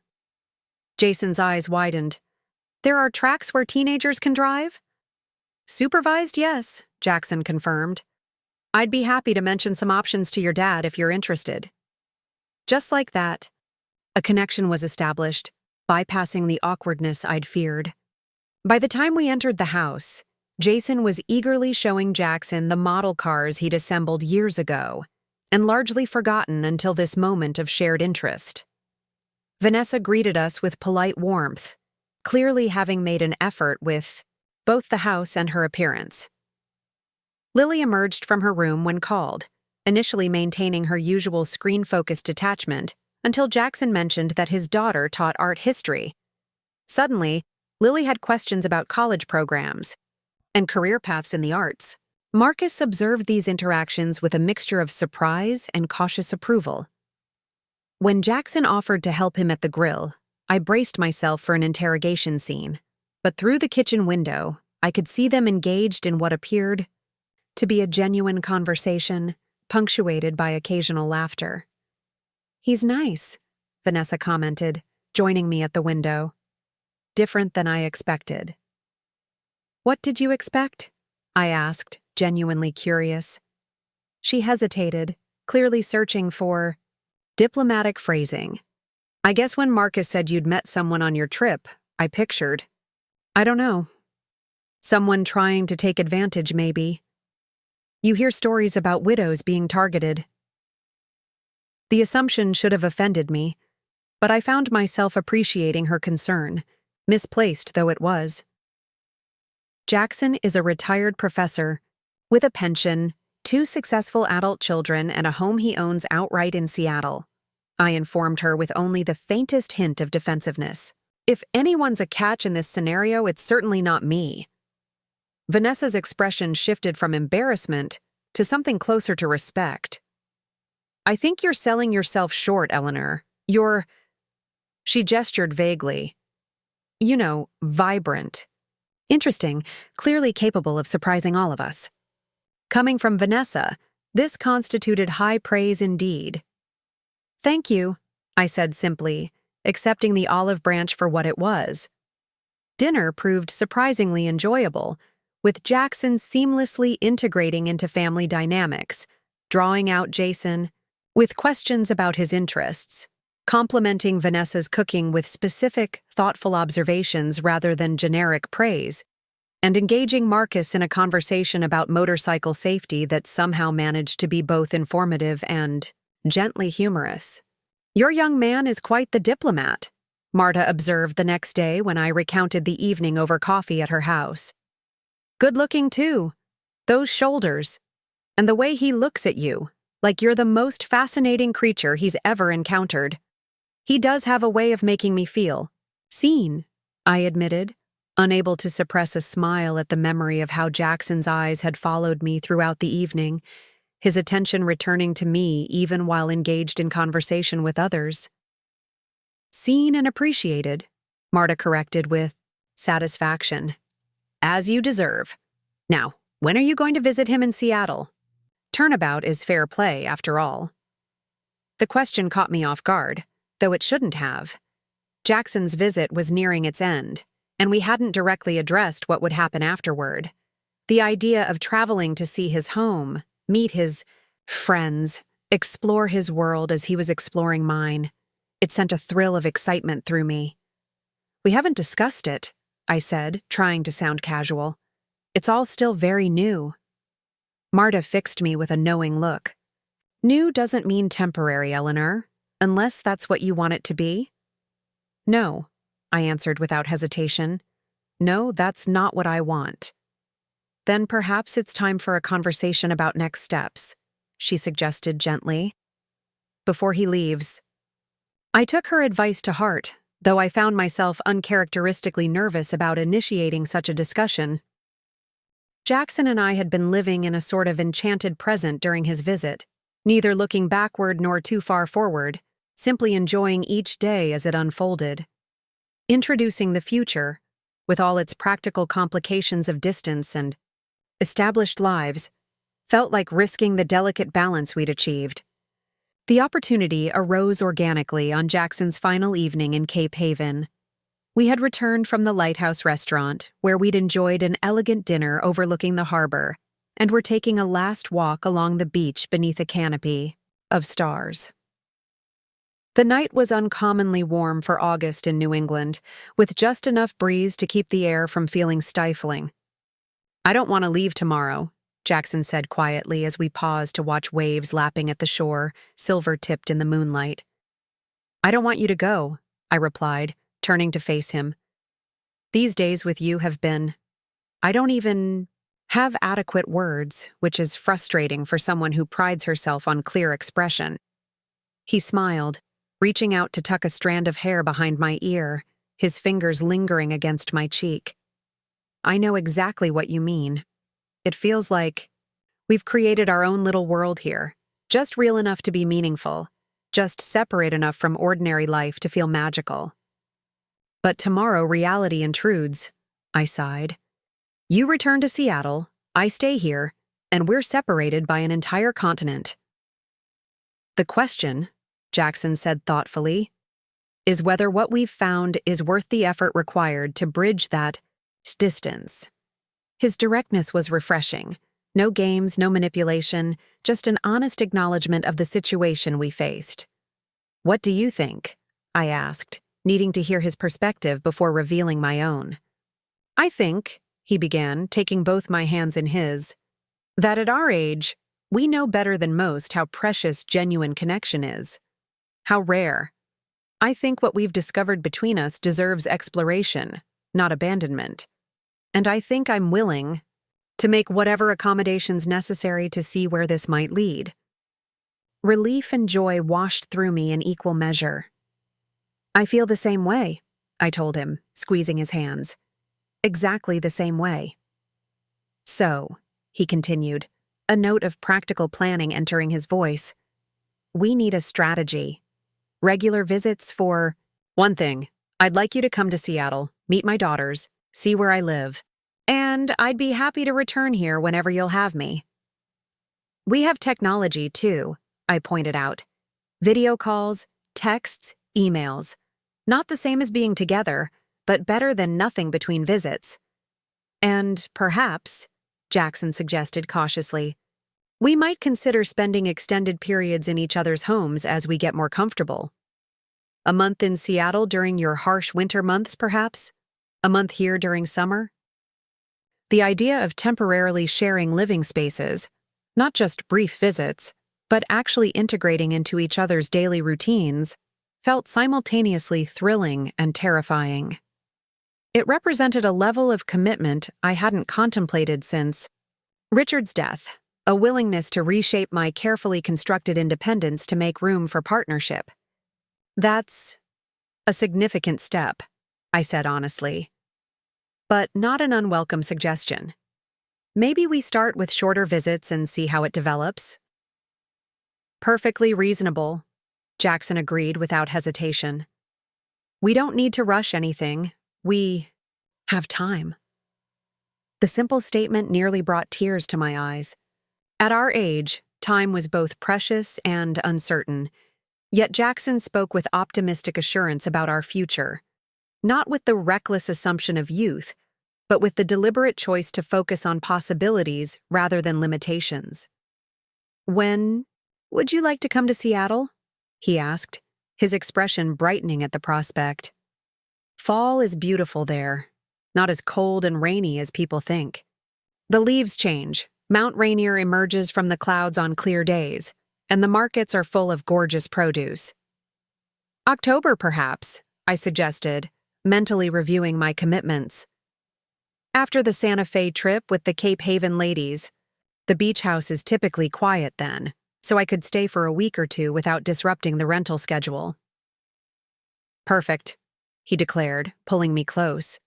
I'll start planning immediately. There's so much I want to show you. The sound, the mountains, my favorite bookstores and coffee shops, the garden I've been rebuilding since retirement. His enthusiasm was infectious, and soon we were both imagining experiences we might share in his corner of the world. Hiking trails with spectacular views, museums and galleries I'd never visited, restaurants he particularly loved. The conversation carried us back to the beach house, where we lingered on the deck, reluctant for this last evening to end. When we finally went inside, Jackson walked me to my bedroom door, where he kissed me with both tenderness and unmistakable desire. We had maintained a certain restraint throughout his visit, passionate embraces but no further intimacy, by mutual unspoken agreement. Neither of us was interested in rushing physical connection before emotional foundations were secure. Good night, Eleanor, he murmured against my temple. Sweet dreams. Good night, I echoed, fighting the impulse to invite him in, to extend this perfect day into night. There would be time for that evolution, I reminded myself. We were building something meant to last, not grasping at fleeting satisfaction. After, he disappeared into the guest room. I stood for a moment in the hallway, marveling at the unexpected turn my life had taken. 6 months ago, I had been a woman defined primarily by what I provided to others: convenience, accommodation, silent, sacrifice. Now I was rediscovering myself as an artist, a community catalyst, and yes, a woman still capable of romantic love, not in the headlong, all-consuming manner of youth, but in the deep, mindful way that only comes with having loved before, lost profoundly, and chosen to risk opening one's heart again. The morning of Jackson's departure arrived with inappropriate sunshine, as if the weather itself hadn't received the memo that this was meant to be a somber occasion. We made the most of our final hours together, sharing breakfast on the deck, walking one last time along the shore, exchanging small tokens to carry between visits. I gave Jackson one of my smaller paintings, a watercolor study of the view from my deck at sunrise. He presented me with a silver pendant shaped like a wine glass, a reference to our first meeting in that Tuscan vineyard.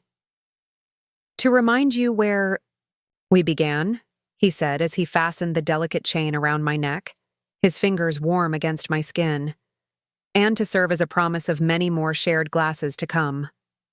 The drive to the airport was quiet, both of us lost in reflection. When we reached the departure terminal, Jackson took both my hands in his expression serious. I want to thank you, Eleanor. For what? I asked, puzzled. I should be thanking you for coming all this way. For being brave enough to reclaim your life, he explained. If you hadn't canceled that family vacation, hadn't gone to Italy on your own, we never would have met. Your courage created the conditions for something wonderful to enter both our lives. The observation startled me with its accuracy. Every happiness I was experiencing now, Not just with Jackson, but in my renewed creativity, my strengthened community connections, my healthier family dynamics, stemmed from that one decisive moment when I refused to accept invisibility any longer. "I'll see you in October," I promised, as we embraced one final time before he needed to pass through security. "Seattle won't know what hit it." "I'm counting the days already," he replied, with a smile that carried me through the solitary drive home and the quiet evening that followed. When I returned to Cape Haven, the beach house seemed emptier than it had before Jackson's visit, the silence more pronounced. Yet there was a difference from the loneliness I had sometimes experienced in years past. This absence had purpose. This separation had an endpoint. We had plans, intentions, a future taking shape between us. I wandered through rooms still holding echoes of shared laughter and conversation, straightened cushions that bore the imprint of his tall frame, and found myself smiling rather than sorrowing at these small reminders. What we had begun would continue, evolving and deepening across distance until we could be together again. My phone chimed with a message. "Landed safely. Missing you already. Thank you for a perfect week." I typed back, "Missing you too. Already researching Seattle's hidden treasures for October." His response came quickly. "The only treasure I'm concerned with is having you here." As I prepared for bed that night, the pendant he had given me caught the light, sending small reflections dancing across my bedroom wall. I touched it gently, a tangible connection to him across the miles now separating us, a reminder that sometimes the most unexpected journeys lead to the most meaningful destinations. This isn't the end, I thought as I drifted toward sleep. It's barely even the beginning. The summer slipped into autumn with a gentle inevitability, painting Cape Haven in rich hues of gold and crimson. My garden required attention before winter's arrival, so I spent crisp mornings pruning roses and planting bulbs that would sleep beneath the snow until spring called them forth again. Each flower tucked into the earth felt like a promise to my future self. I would be here to witness their blooming, to continue this life I had reclaimed and was now deliberately shaping. My art studio buzzed with productivity as I prepared for a small exhibition Henry had organized for October. New Perspectives would feature 5 local artists, with my work given special prominence as the catalyst for our town's creative renaissance, as Henry described it with characteristic generosity. I completed 6 new paintings in September, each exploring the theme of transformation through different coastal landscapes caught in moments of transition. Dawn breaking over still waters, storm clouds gathering above restless waves, fog lifting to reveal distant horizons. "There's a narrative thread running through these," Patricia observed during a preview visit to my studio. "A journey from uncertainty toward clarity." "I suppose that reflects my own path," I acknowledged, considering the progression of the pieces arranged around the room. Though it wasn't intentionally autobiographical. "The best art rarely is, at least not consciously," she replied with the quiet authority of a lifelong librarian. "But it can't help revealing the artist's inner landscape alongside the external one." Daily video calls with Jackson anchored my evenings, providing a consistent connection despite the physical distance between us. We established comfortable routines, sharing the day's events, discussing books we were reading simultaneously, a long-distance book club of 2, occasionally watching the same film while connected so we could comment in real time. "I miss seeing your face in person," he told me one evening, his own features slightly pixelated on my tablet screen. "But I'm grateful for this technology. Imagine trying to maintain connection like this even 20 years ago." "Letters and expensive, long-distance calls," I mused. Our parents' generation managed coast-to-coast romances during wartime with nothing but occasional censored mail. "Are we calling this a romance, Eleanor Davenport?" he asked, eyes twinkling despite the digital compression. "I believe that ship has sailed," I replied dryly. "Unless your habit is to kiss all your platonic friends goodbye at airports." His laughter, warm even through speakers, filled my living room. Only the extraordinarily special ones, and only those I'm counting the days to see again. Those days were indeed counting down rapidly.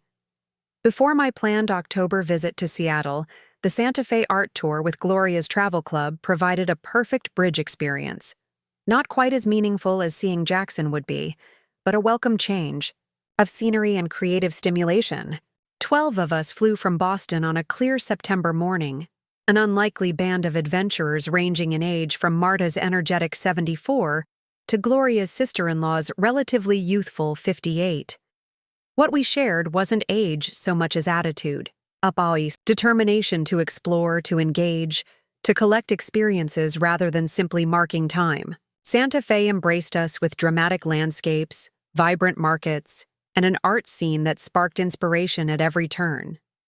We attended workshops with local artists, visited galleries ranging from prestigious institutions to quirky independent spaces, and spent evenings on the hotel terrace comparing notes and impressions beneath star-filled skies. "Would you ever consider relocating?"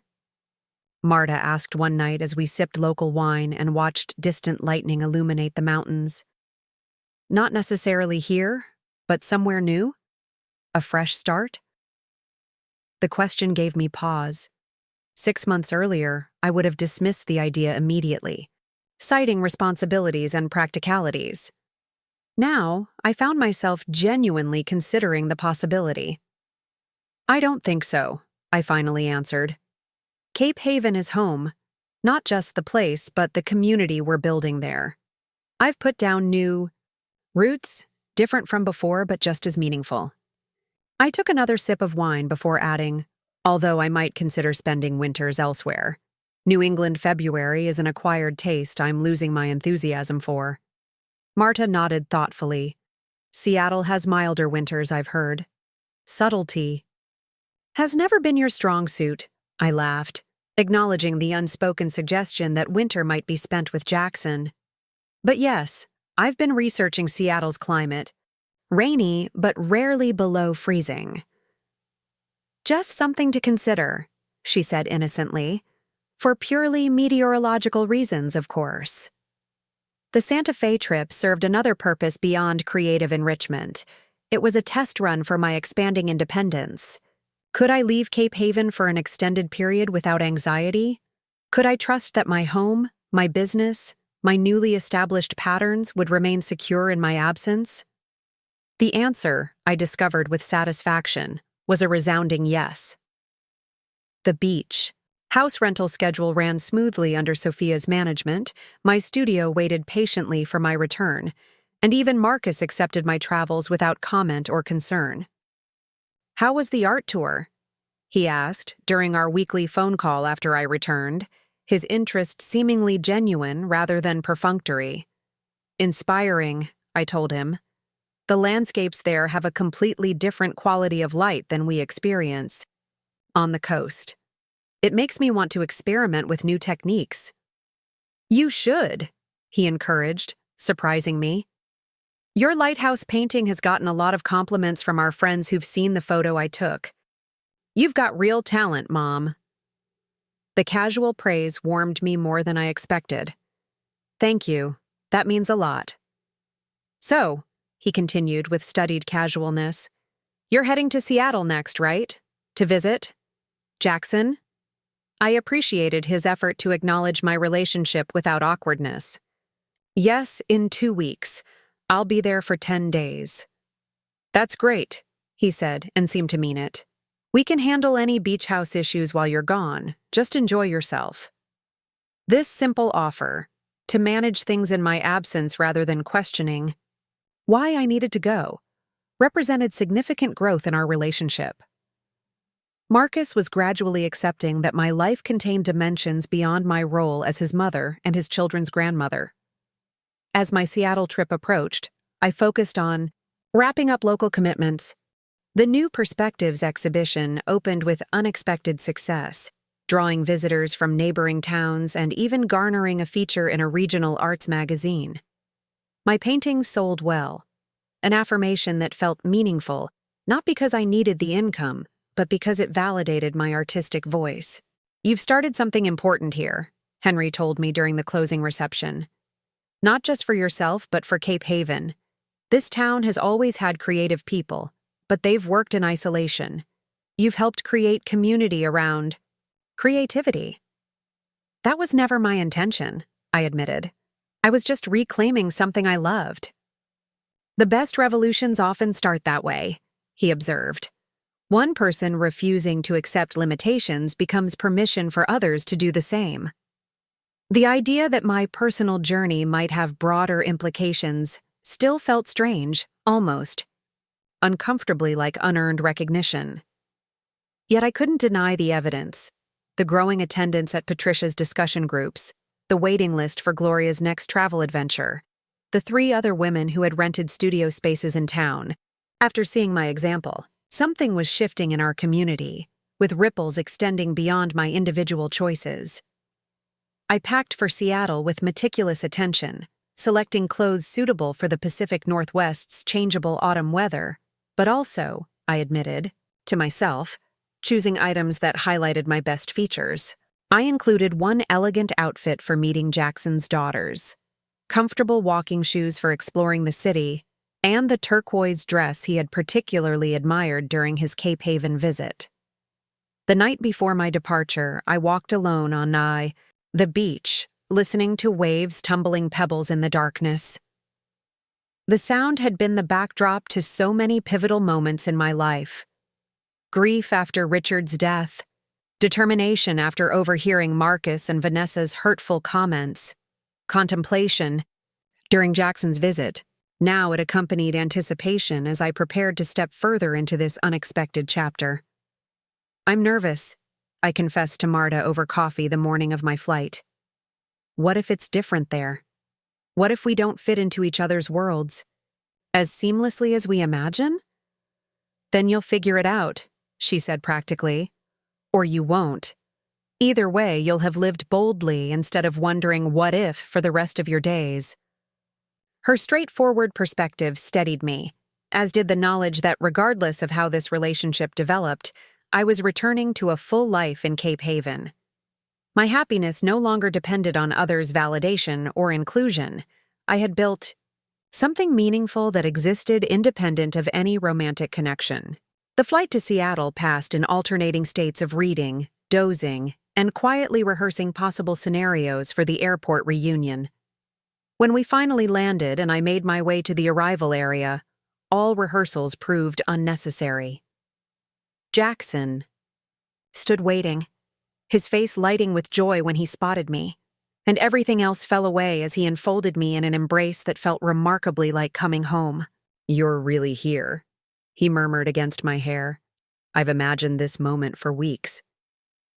"So have I admitted, leaning back to study his face, reassuring myself that the connection between us remained as strong as memory had preserved it.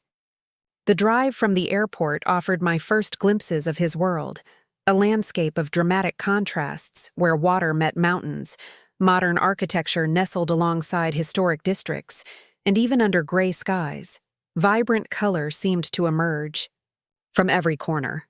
Jackson provided commentary as we traveled, pointing out landmarks and sharing anecdotes that painted the city not as a tourist destination, but as a living community he had inhabited for decades. His home, when we reached it, was exactly as I had imagined from our video calls, a craftsman-style house in a leafy neighborhood, with a deep front porch and garden showing evidence of thoughtful tending. Inside, bookshelves lined many walls. Comfortable furniture invited relaxation rather than showcasing status, and large windows maximized natural light despite the region's reputation for cloudiness. "The guest room is ready," he said as he carried my suitcase upstairs. "But I want you to feel free to use any space as your own while you're here. My home is your home, Eleanor." The simple sincerity of the invitation touched me deeply. I had prepared myself for potential awkwardness, for the careful navigation of unfamiliar territory, but Jackson's calm assurance created immediate ease.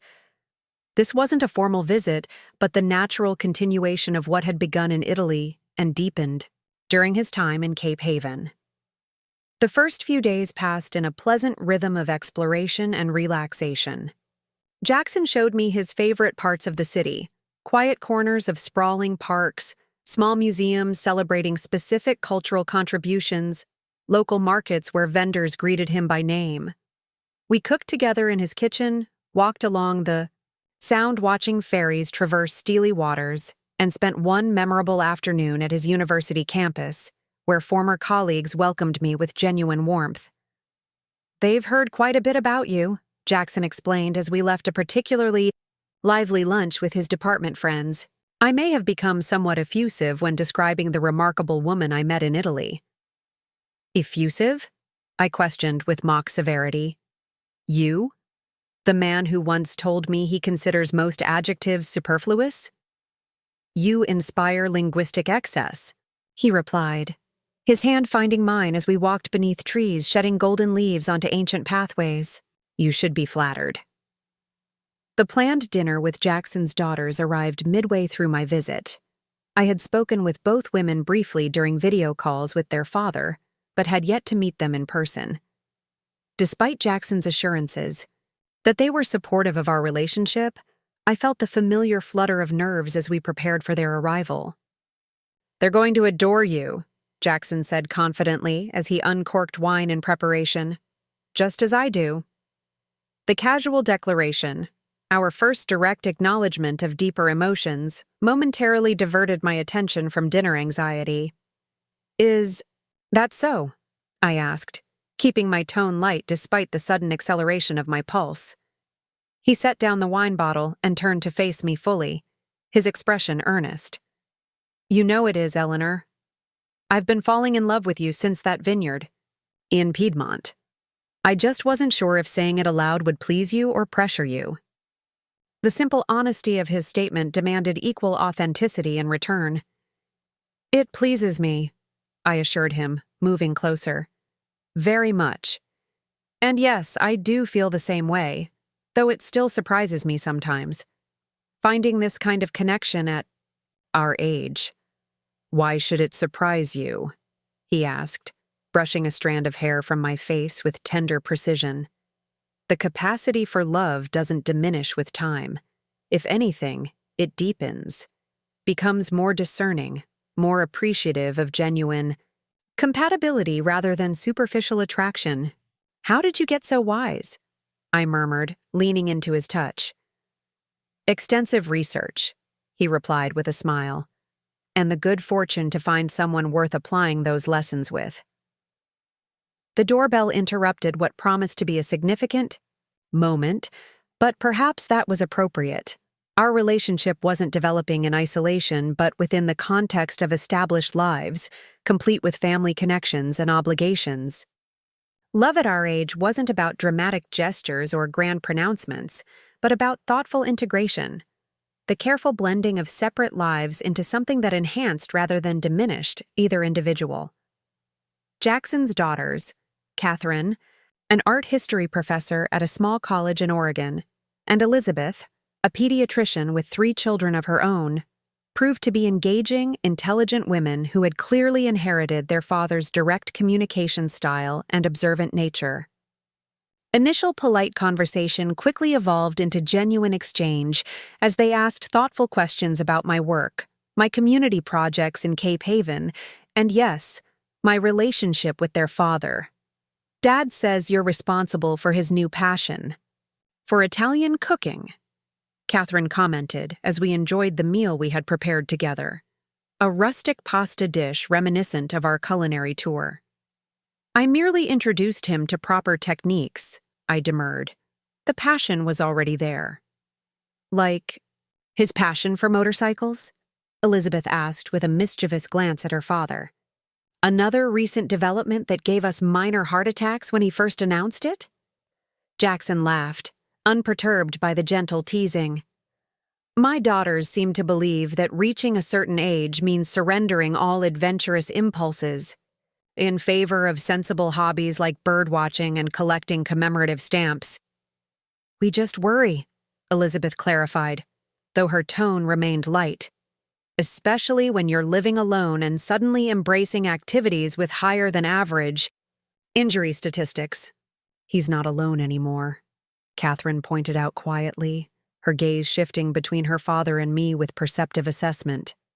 At least, not in the ways that matter most. The observation created a moment of shared understanding around the table, acknowledgement that whatever was developing between Jackson and me had significance beyond casual companionship. We might maintain separate residences on opposite coasts, but we had created a connection that transcended physical proximity. To finding each other, Jackson proposed, raising his glass in a toast that encompassed not just the two of us, but all present, a family constellation expanding to include new possibilities. As my visit progressed, Seattle began to feel less like a foreign territory and more like an extension of my expanding world. I could envision myself moving comfortably through these streets in future visits, recognizing landmarks, developing preferences among local establishments, perhaps even forming friendships independent of Jackson given enough time. On my final evening in the city, we attended a symphony performance, Dvořák's New World Symphony, appropriately enough, in a grand hall downtown. Dressed in my turquoise dress and borrowed wrap, Seattle evenings being cooler than anticipated, I felt a quiet confidence that had nothing to do with appearance and everything to do with the woman I had become over these transformative months. "What are you thinking?"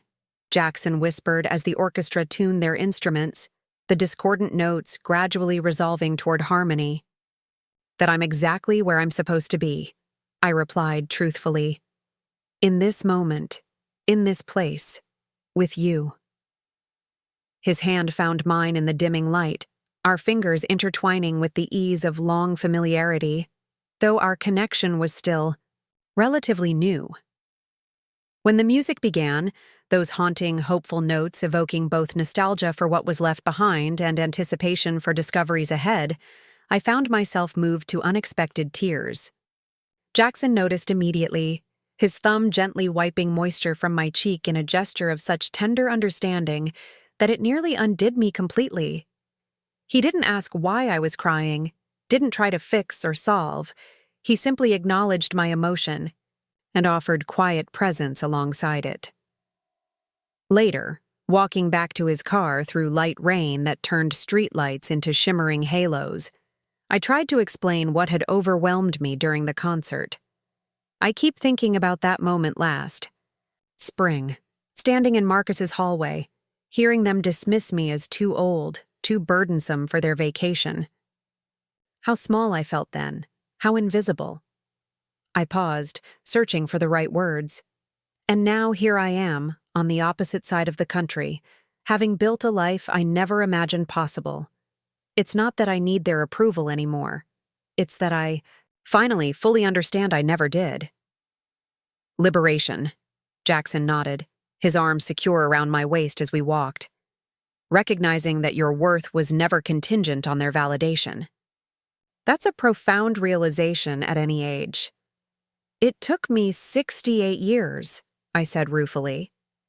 "Some never get there at all," he reminded me. "They spend entire lifetimes seeking permission to exist authentically from people incapable of granting." Eric and me reached his car but stood for a moment in the gentle precipitation, neither rushing to escape the weather. Rain droplets caught in Jackson's silver hair, on his eyelashes, on the shoulders of his dark coat. I memorized these details, storing them against the coming separation. "I don't want to leave tomorrow," I admitted, echoing his words from the end of his Cape Haven visit. "I know," he said simply. "I've been dreading it too. But we have plans, don't we? Christmas in Cape Haven? Perhaps New Year in Seattle?" The reminder of our carefully mapped future visits reassured me. This parting was temporary, a necessary navigation of the reality we had chosen, maintaining independent lives while building something meaningful together. "And perhaps," Jackson continued, a hint of nervousness unusual in his confident demeanor, "we might consider a longer arrangement come spring, say, a month or two in each other's homes? A trial run of sorts, to see how we manage extended cohabitation." before making any permanent decisions. The suggestion simultaneously thrilled and terrified me. The prospect of sharing daily life in more significant ways, of testing whether our connection could withstand the mundane realities of shared space and routines. "I'd like that," I said, surprising myself with the immediacy of my response. "Very much." His smile in that moment, relief mingled with joy, anticipation tempered by patience, reminded me why this relationship felt so different from any I had previously known or observed among friends. We approached each development with equal measures of enthusiasm and wisdom, neither rushing nor hesitating but moving forward in thoughtful synchronicity. My departure the next day held none of the uncertainty that had characterized our previous separation. We had proven that distance could be navigated, that connection could be maintained across miles, that absence need not diminish what we had built. The goodbye kiss we shared at the security checkpoint carried promise rather than finality, a comma in our ongoing story, not a period. "Safe travels, Eleanor," Jackson said as we reluctantly parted. "I'll see you at Christmas." "I'll call when I land," I promised, already anticipating our evening video connection that would bridge the renewed physical separation. As the plane lifted off, carrying me back toward the Atlantic coast, I watched Seattle recede beneath clouds, the city where Jackson made his home now forever changed in my perception from an abstract location to a place of personal significance. Similarly transformed was Cape Haven, evolving in my absence from a backdrop to my life into a deliberate choice, a community I was actively helping to shape. The Eleanor returning home was not quite the same woman who had left 10 days earlier. Each experience, whether traveling to Italy alone, establishing my art studio, building community with like-minded women, or nurturing this unexpected love with Jackson, had added another layer to my identity, another facet to my understanding of who I could be in this chapter of life. The beach house welcomed me back with familiar comfort, yet I viewed it with fresh perspective after experiencing Jackson's home. There were changes I wanted to make, not to impress him during future visits, but to better express my evolving sensibilities. The guest room where he had stayed could become a more permanent space for him, reflecting his preferences alongside mine. The studio above Harborside Books might eventually be supplemented by a small work area at home for days when inspiration struck, but weather discouraged travel.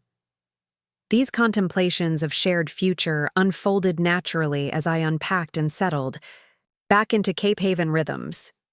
The next afternoon, I walked into town to retrieve mail held during my absence and check on my studio.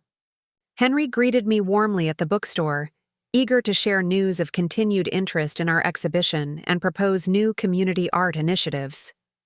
"Welcome back," he said, helping me unlock the studio door. "Though I have the distinct impression that part of you remains on the West Coast." "Perceptive as always," I acknowledged with a smile. "It was a wonderful visit." "And the next steps?" he inquired gently. "We're talking about spending more extended time together next year, seeing how compatible our daily lives might be beyond vacation mode interactions." Henry nodded approvingly.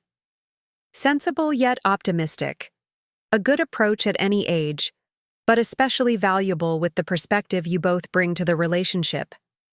As we discussed practical matters related to upcoming studio events, I found myself filled with appreciation for this new life I had constructed, one with meaningful work, supportive community, family connections undergoing healing transformation, and yes, unexpected love blossoming across continental distance.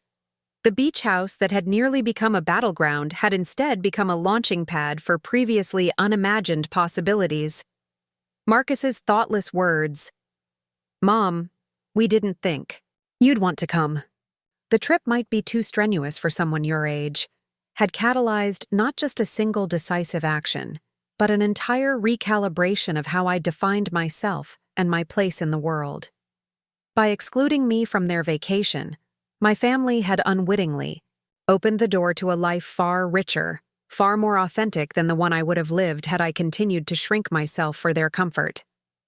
The journey had not been without pain or challenges, but standing in my sun-filled studio surrounded by canvases bearing witness to my creative rebirth, I could honestly say I wouldn't change a single step of the path that had led me here. That evening, as Jackson and I connected through our regular video call, sharing details of our days and making plans for his Christmas visit, I felt a profound sense of rightness, the certainty that at 68, my life wasn't concluding, but continuing to unfold in directions I had the wisdom, courage, and freedom to choose for myself. Up next, you've got 2 more standout stories right on your screen. If this one hit the mark, you won't want to pass these up. Just click and check them out.